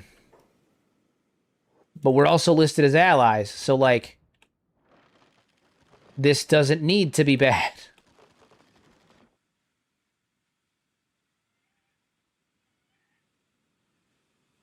What's about to happen?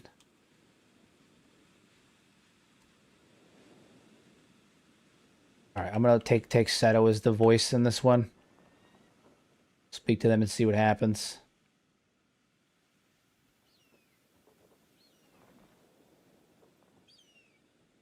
The Stone Golem Slayer in the flesh. Yeah, that's what they think.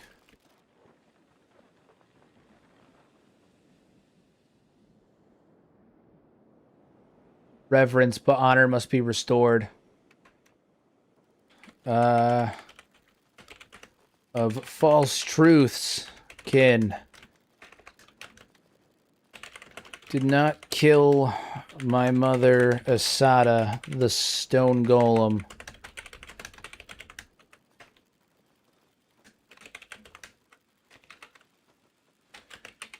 Fought alongside her at Blister Hill. We saw her and Mukai fall in battle against the Phoenix.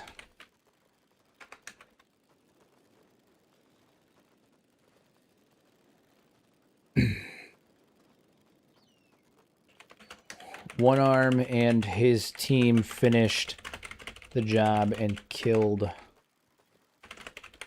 Oh, God damn it.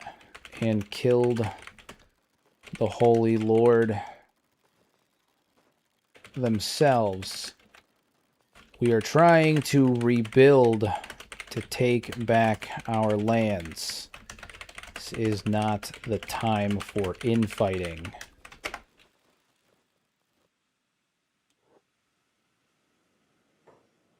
God damn it, they're not listening! I've heard dozens of versions of this story since I arrived. The truth is hard to find when everyone's drenched in blood and pride. Oh man, this is not great. This is not great. This is not great.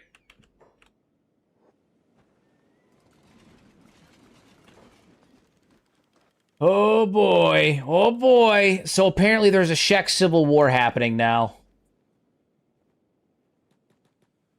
Some kind of Shek civil war happening now. The remaining Shek blame us for the death of Asada. The remaining Shek blame us for the death of Asada. Not good. Not good at all.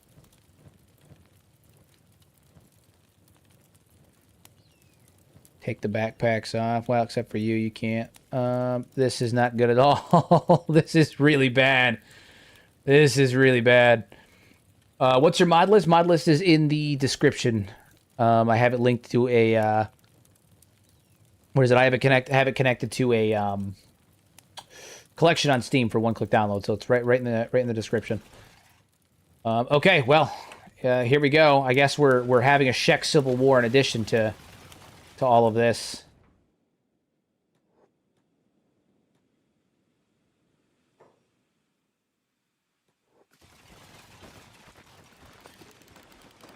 I don't want to fight them though. It says they're ransacking the town, but like, what is there to ransack? Are they not actually going to fight us? Are they just...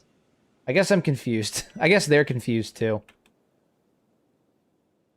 They're listed as ransacking the town. They're listed as our enemy, but they are not actively attacking us. So they're just running around. There's a lot of them. Is it lore friendly? Yeah, for the most part. I pretty much only do never had Shek tax. I mean, this isn't a Shek tax. This isn't a tax. Asada the Stone Golem is dead. She died in battle. They blame us for her death. This isn't a tax.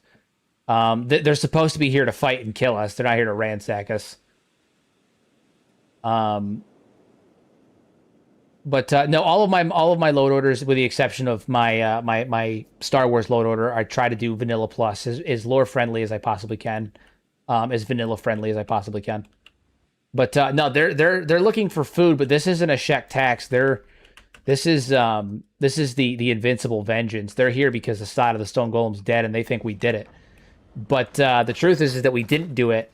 We were just present at the battle when it happened.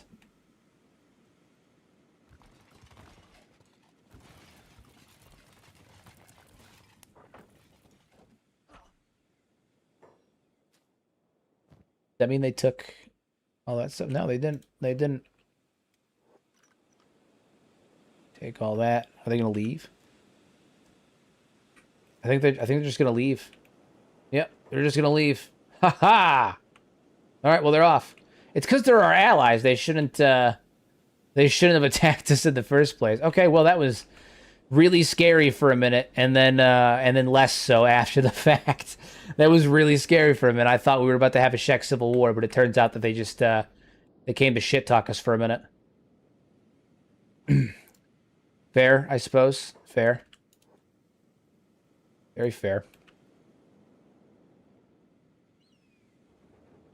Once this is built, we'll be able to move that. Though it is 11:30, which means this guy right here, needs to get ready for the gym. Gotta go get to the gym. Where were all those homies at the Battle of Blister Hill? Being cowards is what they were. They were cowards hanging out in Last Stand, right? When Asada and Mukai and the 100 Shek warriors that we brought with us were fighting and dying on the battlefield, they were sitting in Last Stand like the cowards that they are. You know? Yeah. Ridiculous. Okay, well, it's good to know that some of the Shek blame us for Asada's death. That's cool. That's cool. That's good to know. That's good to know. Those Band of Bones, that's funny. All right, well, I have to save it because it's about time for me to finish up and head to the gym. Got to get swole and all that stuff. You guys know how it is. You guys know how it is. I'll be back tomorrow for more one-armed Toji. More one-armed Toji. We got to get the squad together real fast. Got to get the squad together for a screenshot so I can make the thumbnail for the next video.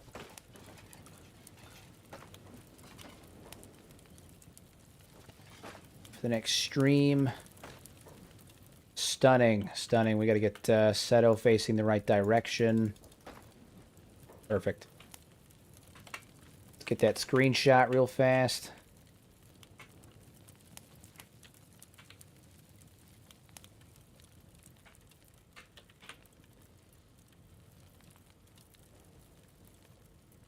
Stunning. Things are happening. We're making progress. Nice.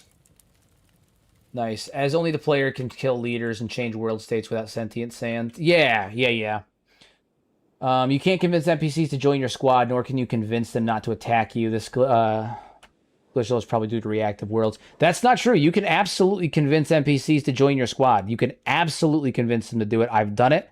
I've done it plenty of times. You can convince them to follow you. You can convince them to join your squad. And you can say something to piss off the NPCs that are in your squad. And if you make them mad enough, they will leave and attack you.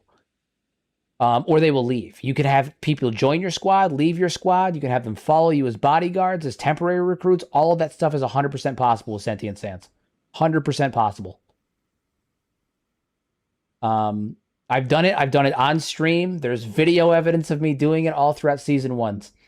Tons of evidence there. It is a little buggy. It is a little buggy, absolutely.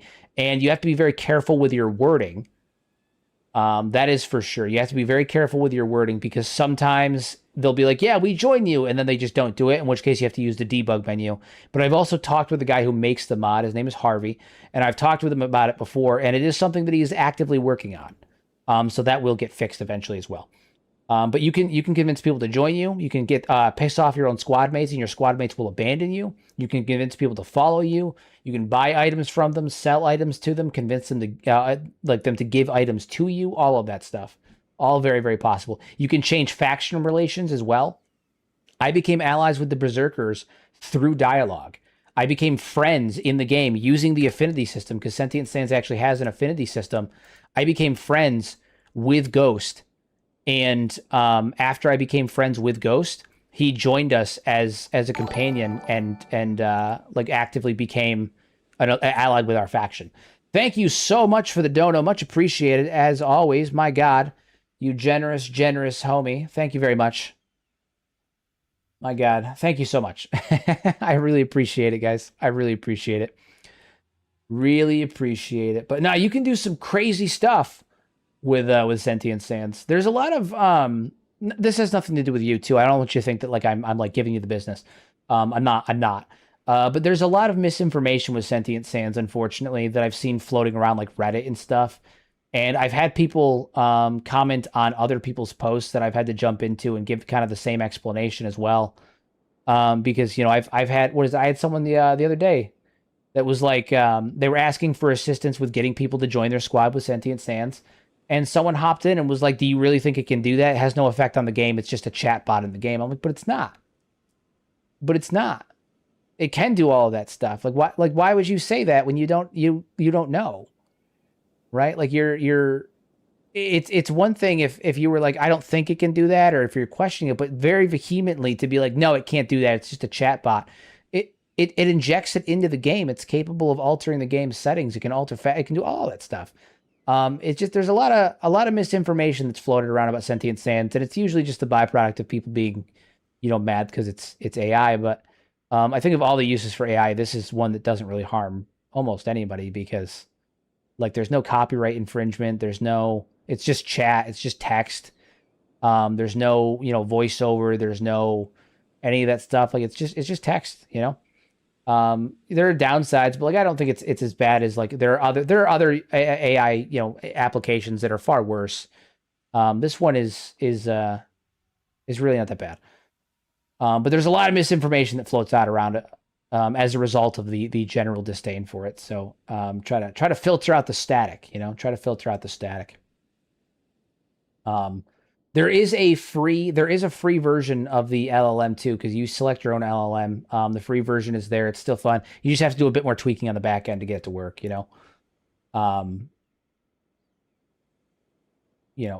Sometimes with the free version, the NPCs can come off as a little one note. They come off as a little stale. They just kind of repeat themselves a lot. But by and large, it's not that bad. I can't figure out the install, honestly. It's really not bad. You just install the Sentient Sands mod on Steam for like a simplified version. Download the Player 2 app.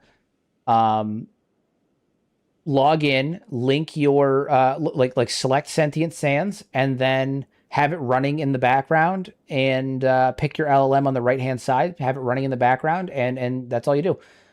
There's no setup really. I mean, like you just download the app, sign in, select Sentient Sands, and then that's it.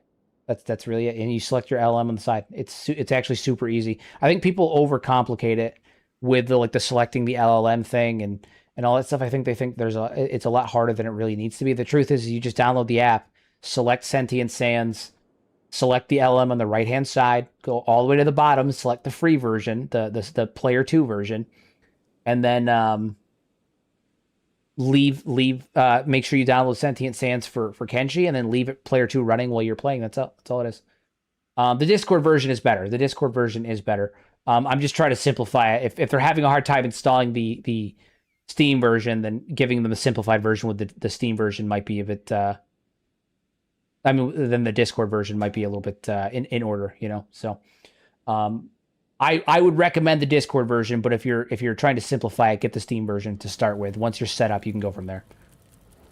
Okay, well, that's all the time I have, everybody, is I have to go to the gym. I've still got about another hour and a half before I'm allowed to sleep. 2 hours because I have to shower afterwards. God, I'm tired. Guys, thank you so much for all the support tonight. Seriously, it's been absolutely incredible. We got two brand new members of the Mad Lads Guild and $40 in donations. That's incredible, guys. Thank you so much. I sincerely appreciate it. Because of things like this that I'm able to do this full time, and that I'm able to pump out even more content for you guys. So I sincerely appreciate your continued support. Absolutely stunning stuff. Thank you guys for coming to hang out with me. I'll be back tomorrow for the next episode of Season 2 of One Arm Toji. And we're going to continue to get the base up and running. We're going to get Anvil Gate moving, and then we're going to get working on building new material, new armor for our soldiers. So, all good stuff. Guys, thank you. As always, use your powers for good instead of evil. Make a difference in somebody's life. And we are the Shek of Anvil Gate, the reconstituted Shek Kingdom. And we will right the wrongs of the past. We will fix everything that happened here. The Shek Kingdom is not dead. It's simply biding its time.